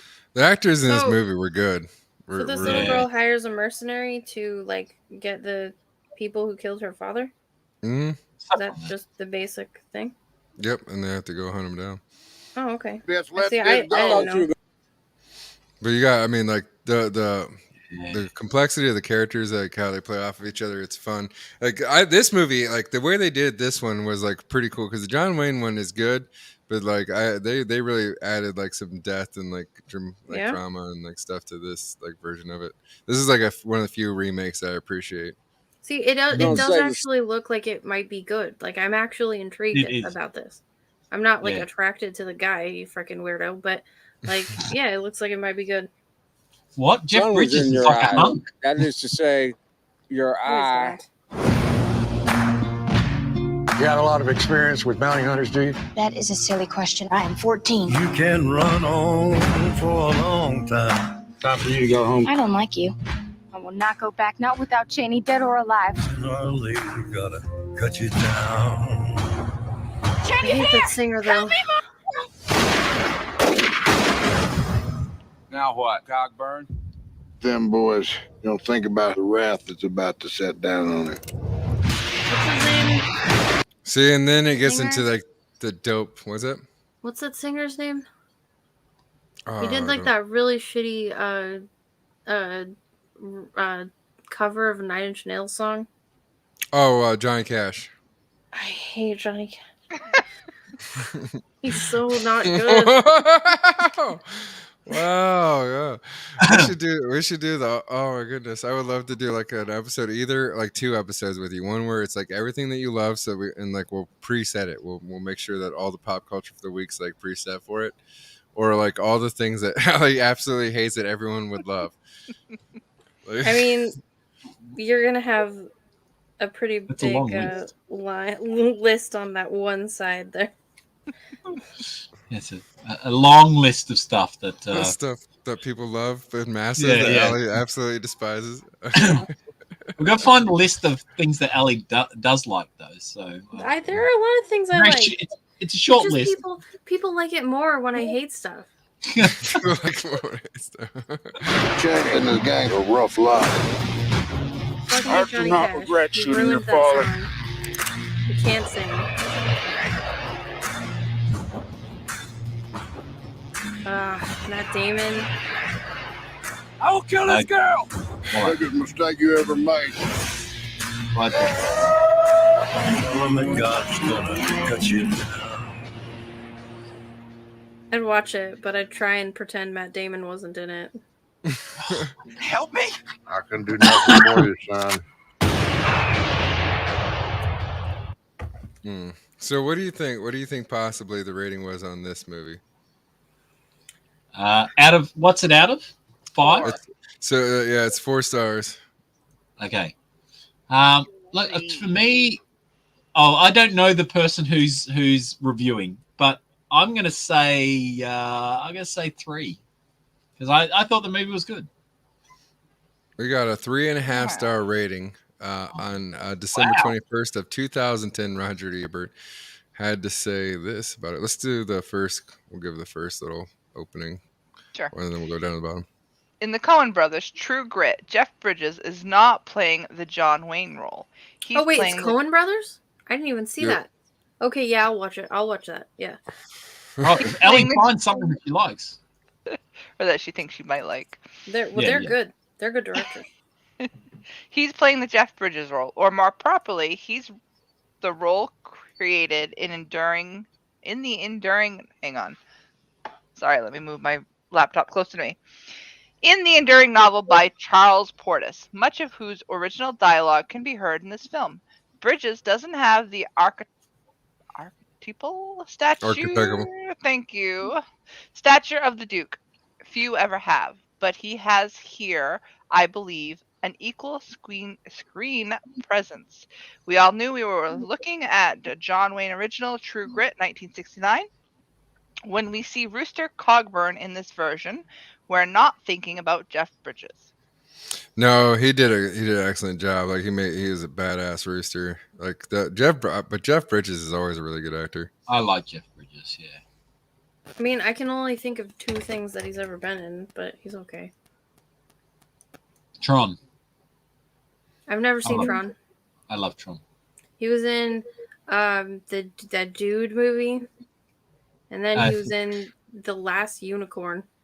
Oh, I don't know. That's an old movie, is it not? The Last Unicorn? Yeah, that's like 1981 or something. Yeah, okay. I remember seeing that. Well, that's just your opinion, man. The 1969 film, directed by Hollywood veteran Henry Hathaway, had glorious landscapes. The meadow. Holy shit! How old is he? Oh, sorry. Hathaway. Oh, another Hathaway. Oh, I wonder if he's got slopey maybe it's eyes. the dad. Wonder if his eyes are falling off his head too. Probably. The meadow and several other scenes were set in the San Juan Mountains of Colorado, near Telluride. This film's landscapes are all in Texas, and although some are beautiful, many are as harsh and threatening as the Badlands described by Cormac McCarthy or Larry McCurdy. Gertrude. I expect Bridges and Steinfeld have good chances of winning Oscar nominations for this film. Steinfeld is good the whole way through, but the scene audiences love is the one where she bargains with a horse trader, Dakin Matthews, for the money she feels is owed her. Here the key is the dialogue by the Coens, which never strains, indeed remains flat and common sense, as Matty reasons the thief out of his money by seeming to employ his own logic. I am surprised the Coens made this film, so unlike their other work, except in quality. Instead of saying that now I hope they get back to making Coen Brothers films, I'm inclined to speculate on what other genres they might approach in this spirit. What about the musical, Oklahoma? It's ready to be remade. What? Oh, Jesus. Yeah, I don't know about all that. I don't know if we need an Oklahoma musical remake. Oh goodness gracious! Did you see? You didn't see the Jeff Bridges movie Crazy Heart? Never even heard Ellie? of it. Oh well, Crazy Heart was good. That was 2009 because he was on a rip. Like there was a rip there for a little minute where he had some. But Crazy Heart, he's like a country music singer. Like playing it, pretty good. The thing with Jeff Bridges kind of just plays the same role in every single movie these days. You look at in that one, he was Jeff Bridges with an accent. Yeah, but you look at him in Iron Man. He's the same character. So I love Jeff Bridges. I think he's fantastic. Oh yeah, he was an Iron Man, but he was bald. Yeah. Yeah. But he plays the same character and talks. You know, everything's very similar to everything else. But he fits that role. He fits into those spots. So they're crazy mad. I'm not Kemosabe if people haven't figured that out yet. So. Sorry, Chad. Yeah, I don't know. Chemo got lost on a walkabout, so it is what it is. Maybe I'll That be on replaced it with another Australian. He had to go to the shops. I'm the lesser Kemosabe. Look, all Australians look and sound the same, so we just put hockey in there, folks. Like, just calm down. No one will know. Whereas Chemo took didgeridoo lessons, hockey actually has a didgeridoo. I got it right here. It's behind me. Yeah, I know. I know you do. In that little pawn shop where you live. With an arm's length. Oh, wow. There we go. If you say Kozar, I'll think that you're Corey Barton. That's how That goes on today. Kozar. Your colors are flat. Oh my god, I thought there was two of you. I was like, where'd hockey go? What's with all the pink? Tell me about how I can fix my cross-hatching, Daddy. Oh, but with that, maybe we can go to our happy place. I know that these other two movies didn't necessarily put Allie in her happy place, but maybe this one. This is an oldie but a goodie. It's a Adam Sandler. It's a Happy Gilmore. Allie hates Adam Sandler too. Hates everyone. Just Maybe it's in the name. Sandler. 3 for 3 For there. 400 years, golf has been I a love gentleman's this movie. game. A game of tradition, etiquette, and above all, sportsmanship. Until now. Y'all ready for this? Adam Sandler decided to come and be a baby for an hour. I love this guy's announcing voice. This guy was like most of the movies I remember from kidhood to like up until I went in the Marine Corps and stopped really going to movies. Like this voice is perfect. I would rather He watch was an a hockey hour of player. him talking. That's my puck, baby! Don't you ever touch my puck! Who was skating on thin ice. But when his grandma needed his help, Mrs. Gilmore owes the IRS $270,000. We're going to have to sell the house to someone else. But she's an old lady. I mean, look at her. She's old. he discovered a new talent. The house is like 400 yards away. That's unbelievable. No. Look, now you could not like Adam Sandler, but I wish we could for one time make a comedy movie that's something like this where it's like jokes. Like it's a whole storyline that has jokes through it. Actual comedy as opposed to like some kind of weird messaging or something about like I don't know doing something to your kids or something. He's going from the rinks Step right up, folks. See if you can outdrive the amazing golf ball whacker guy. to the links. Where you going on those clubs, punk? I'm your caddy. He's going to be on the tour. That's super. He's got the swing. He's got the drive. He shoots, he scores! He's got the balls. Oh, God, that hurt a little, but I'm all right. Quite a large and economically diverse crowd here at Invitational. I guess it's the new tour sensation, Happy Gilmore. Hey, if I saw myself in clothes like those, I'd have to kick my own ass. And while he's trying to keep Granny... Or Michelob. I wonder if Michelob can still sponsor golf if we've gotten like so anti-everything. Out of the rest home. I'm telling you, this place is perfect. You're going to make friends in no time.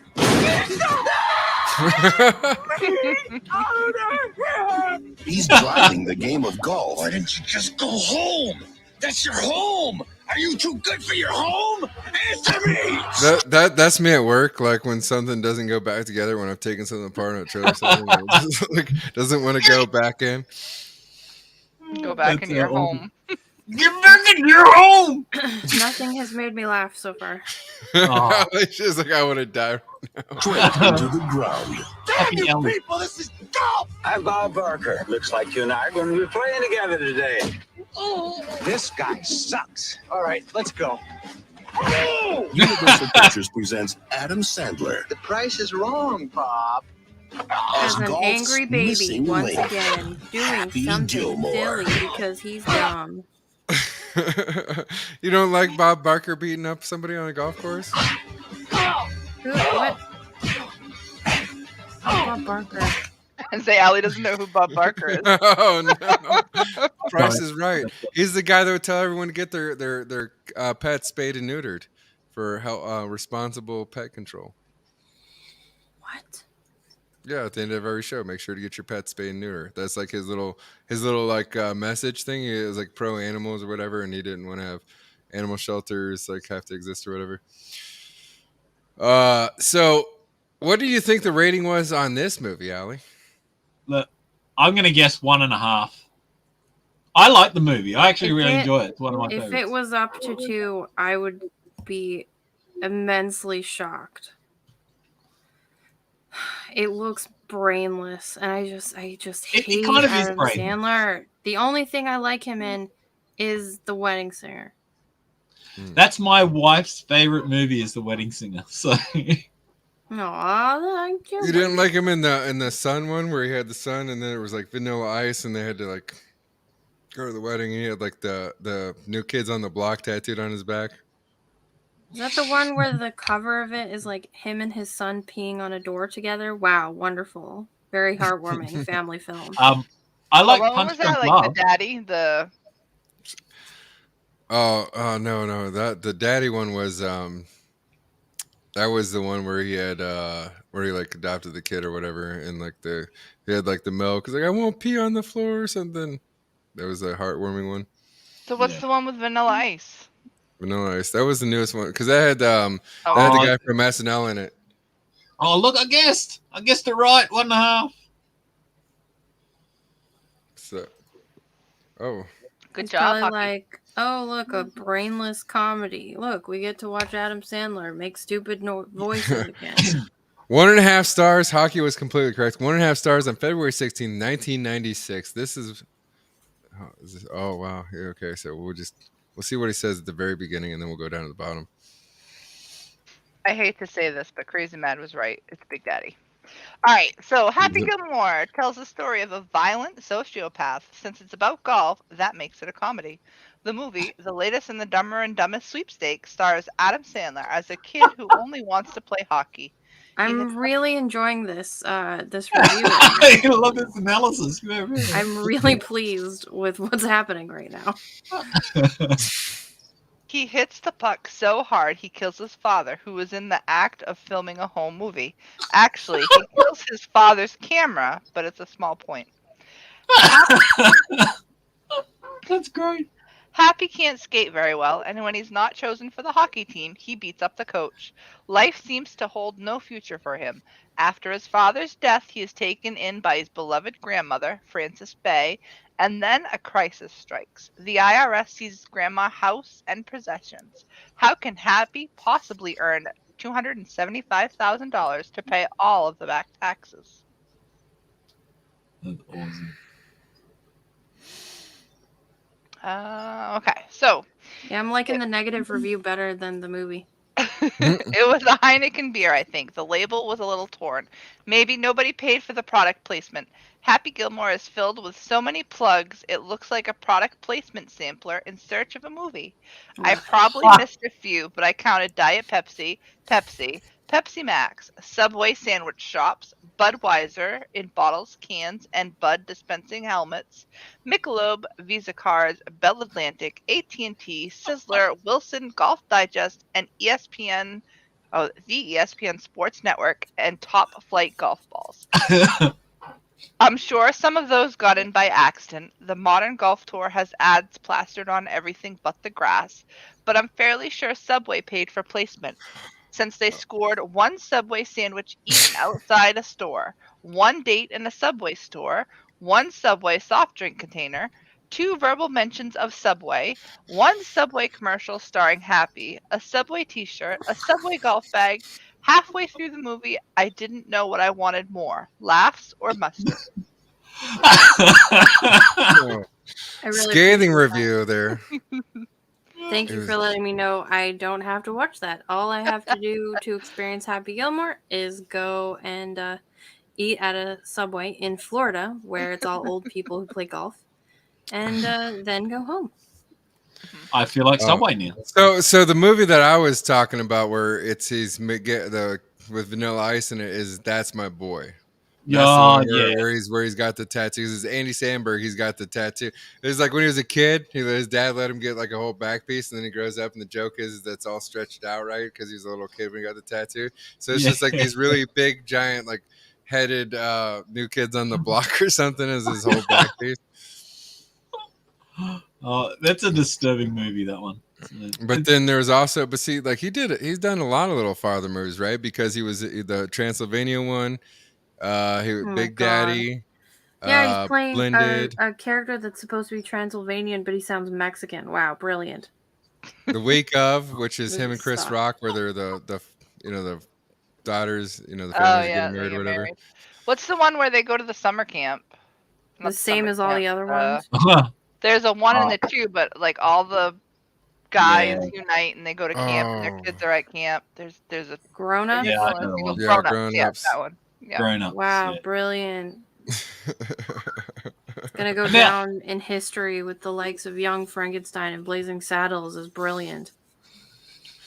Well, we have completed our retro movie reviews. We have completed what's happened this week in pop culture, and we haven't made anyone happy thus far. But you know what? That's all right, because this is the part of the show. No, I was happy with that review. There you go. And we're ending on a good note. And you made Amanda made Chad happy. He's gonna clip you saying that he was right. Yep.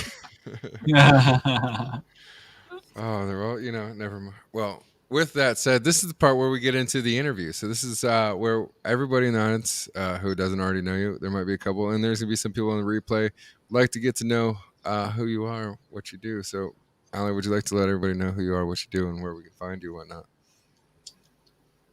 My name's Allie. I'm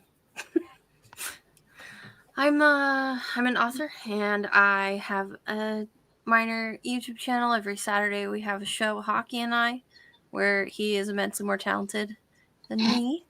And every Thursday I have a silly show with some silly people where we watch silly stuff.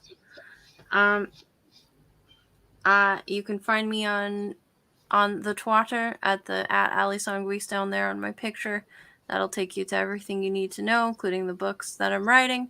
I'm writing one with hockey as well. It is a sci-fi horror. I also have a slasher horror coming out called Egg Beater, about an insane baker. When is it? When are we gonna get the launch for that? Hopefully, I'm aiming for October. Aiming for October for the launch. Yeah, there is currently a sign up though, and therefore we'll have the link tree. The link tree for all of Allie's links for like all of her great stuff, including her great works, is in the description. So you can go in there and find that YouTube, Twitter, all that stuff. And yeah. Do you have any art from that, Allie, that you want to share? Or I know I mentioned it to you, but if not, no worries. I maybe do. Let me see. Because I know there's the sign up page, which I think just has the image of Egg Beater. I'm not sure that there's much else on that sign up page. Is there? It's an interesting concept for a comic book. Hold on. I have like I'll actually show you the physical cover. I'll just bring it down. I just have to set down. So I've been wood burning this whole time, and so I have this like piece of hot metal just like in my hand. So So I have to set it down very carefully and then stand up and not kill myself while I get this down. Egg beater is going to be full of puns and death. Hockey Mary, has my drawn... birthday's in October too. You live in London. Hockey has drawn a really cool fan art of it. That's going to be the first, what do you call it? Trading card? Yep. Yeah. I did. It was fun. My camera might not show it very well because it's like really dark. Yeah, it's not going to show it. So, what is the career path of that person right there, Ellie? He is a baker. You can take it away. I'm going to get a different thing because for whatever reason, my camera is really dark. I don't know. But yeah, he is a baker. His family is killed and he gets boiling oil poured all over him. And he goes insane. Here's a better. I got a better screenshot of it. Let me just open it. And so he goes to get revenge. There we go. I'm sharing it now. There we go. Yeah, that's definitely way better. So he takes this old egg beater and he welds these razors onto it, and that's what he uses as he goes after you. So like what you hear is the as he's coming up, but then also because his face is all droopy like that, because of all the burns and stuff, he can't actually keep all his saliva in. So when he's walking up, what you hear along with the gear is the I always like hearing your descriptions. Oh. Thank you. And then he also dual wields these rolling pins. Rolling pins, yes. Thank you, Meta rolling pins. Mary Sunshine says she's a baker and it's scary. Thank you. I'm glad it looks sick as fuck.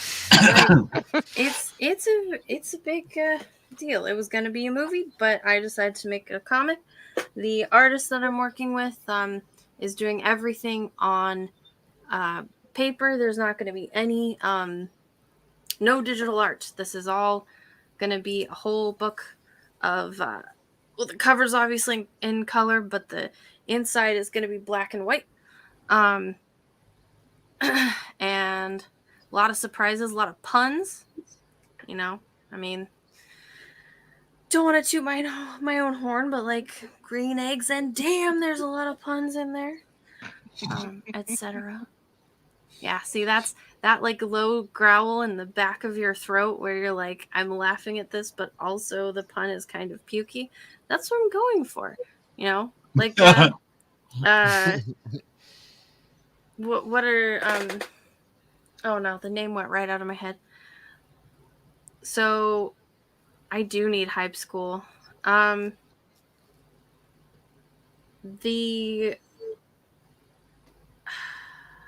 brain just turned off. Oh shit. So to answer Mary Sunshine's question, she's asking, she says she likes the artist. I'm assuming that's what Spank means. Do you have a Kickstarter or anything? So the sign up is on IndieGoGo currently. So if you go to IndieGoGo.com and type in egg beater and also Allie's link tree, which will be in the description, you can get there and sign up for email notifications and it will let you know when it goes live. This one right here on the IndieGoGo is right there. Yep. And the trading card you get was drawn by none other than Hockey.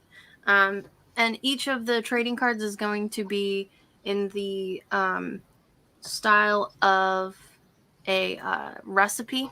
They're recipes of death. And the one Hockey made is called Scrambled Brains.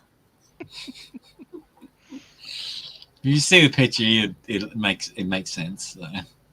It's way cool. Sign up for that. She did say earlier she's hoping to launch in October, so we still got a few months before the actual live campaign. But I'm hoping to launch by October because that would just be perfect. as far as how everything goes. But I do have novels that I'm writing that are coming out, and working on other projects too with other people. But right now it's just Egg Beater. Oh, yay! Mary's excited. Thank you. I'm so glad. Yeah, this is a thing I've been working on a long time. I have some more. If you search like hashtag Egg Beater on Twitter, I've put a lot of stuff on there too. The artist is named Vinny Scattina. He's a tattoo artist. He's in California and I'm in Florida, and we are Coast to Coast working connection. in tandem. Yeah. Egg Beater's a self-insert? No. Oh, yeah. I'm going to make a new trailer here coming up soon, though.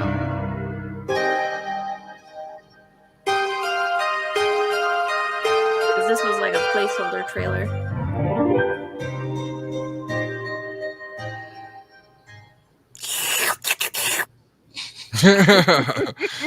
Oh man, that is awesome. Oh, and look at that. We got the Alien Hockey suggestions popping up along with the game notes. Yeah, and I do I like records, so that's probably what that record is I record myself playing like my records on my record player. Mary Sunshine says feels like she's talking to herself. Well, you sound cool then. Come hang out. Oh my god, today's Thursday. Today is Thursday. I have the Thursday show in 20 minutes. Oh, well, there we go. Well, we're about finished up with that. Yeah. So while we're doing that, hey, we still have one more little bit here. Hockey, would you like to tell us a little bit about yourself, what you do? Because I think, some of the cats out there might like to know. You do some pretty cool drawsters and whatnot. Do it. I'm Hockey, the ad hoc artist. And yeah, you can find me on Twitter. You can find me. I do have a YouTube channel, Ad Hoc Art. There is a K in there. So my name, it's a play on my name. So there's a Ad Hoc with a K. So And it's anyway. AD for ad. Yeah, H-O-C-K. AD H-O-C-K. Anyway, yeah,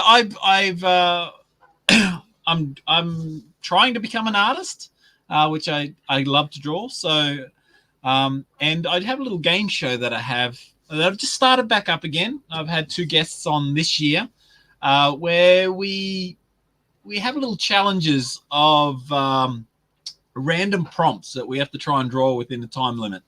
And the guests are amazing. Like I had Shelby on, he killed it. I've had Jason Bascom on yesterday. He did a fantastic job as well. So it's just fun show. I love little game shows like that, little drawing game shows. I used to watch some on TV back in the day, and they were some of my favorites. I thought I'll try and bring that back. And sometimes we do that on the Alien Hockey Show too. We try and have little games, either like really short guessing games where I'll draw a picture in 15 seconds and people have to guess it. I'm still being haunted by my Bambi picture, but Sometimes it was a doozy. Though. Yeah. So we do things, and then yeah, not much else. I just try and draw, so you might just see pictures of that I've drawn come up every now and then. I am working on a few things. So there's actually, I'm working on something for Adam,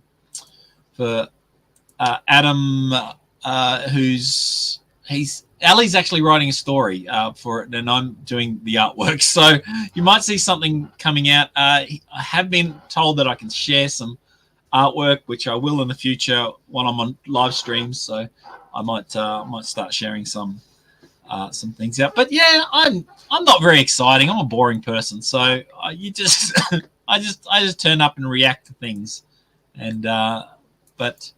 I find otherwise, like ugly babies and horrifying things, and then hockey reacts reacts to them. Yeah. But otherwise, I'm dull.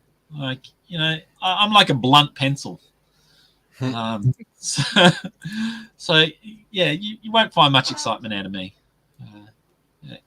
Sure. In fact, blunt pencils.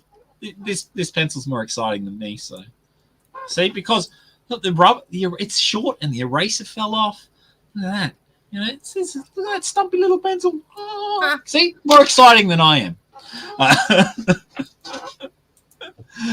Anyway, that's me. I don't really. Not much for self-promotion, that's for sure. So. He has That's okay. really, You he has guys- really good ideas, and he's incredibly dapper. Yeah. And he has, I do. he has like 27 kids, which 27 today. hats off to his wife, man. Yeah. And they all have these super cute Australian accents. It's funny that I know it's. I made them sit down and watch Australian television for years, so they'd pick it up. I knew it. Hard training going on there. All right. Well, all the links to, I'm going to change this out. We're going to have hockey's links updated into the description by the time that this renders and whatnot. And we have the chat back into the thing when you go to review this later. But all the links will be for everyone, will be in the description. And with that, I think we're going to close out. Amanda B, where can we find you? Saturday nights, you'll find me on Leroy's channel for the chat. Sunday afternoons, about 3 o'clock. Sometimes it changes depending on what's going on for the weekend. I am on my channel with Jim Cox, and we look at some IndieGoGo campaigns and critique them. And then Thursday nights, I am here with you. And the first Fridays of the month, I do the Uncorked, the girl kind of hangout show on Goodstuff Comixgator's channel. Yay! God, you're everywhere.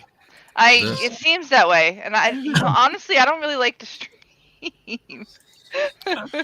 Don't like to stream, but I'm on every channel. Amanda B is a powerhouse. This show wouldn't happen without her. She does a lot of things to make this happen. But you can catch me, 24 Eyes, here on the Outcast Owls Live or Outcast Owls Live 2 or my own personal channel. I'll be live there with Skeletor the God, a couple times a week, where we'll be going over some internet lore or some we're going over our favorite local controller and or maybe CPN, because he's our new favorite locale as well.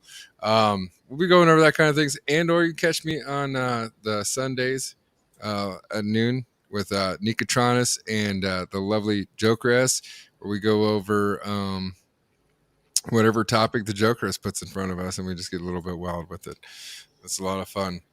With that, I'm going to play a little song for us going out here. This is 216Z, friend of the channel, and Le Jump Shot, Dark. So everyone have a good evening. Hop on the Later, mic, everyone. pick up the pinikin. They can hop on this dick and pick up these nuts.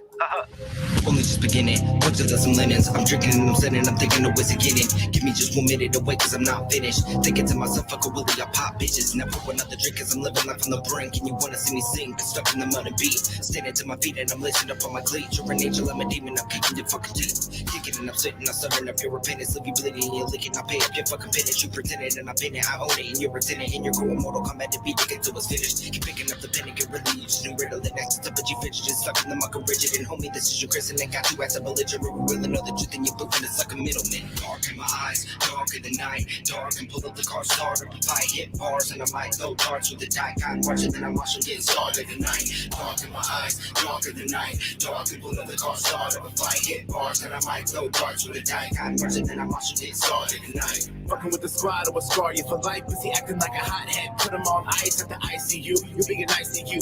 People blowing up my phone like, bro, what you do? Oh, I thought you knew. Homie, I don't play. He was popping that shit and I was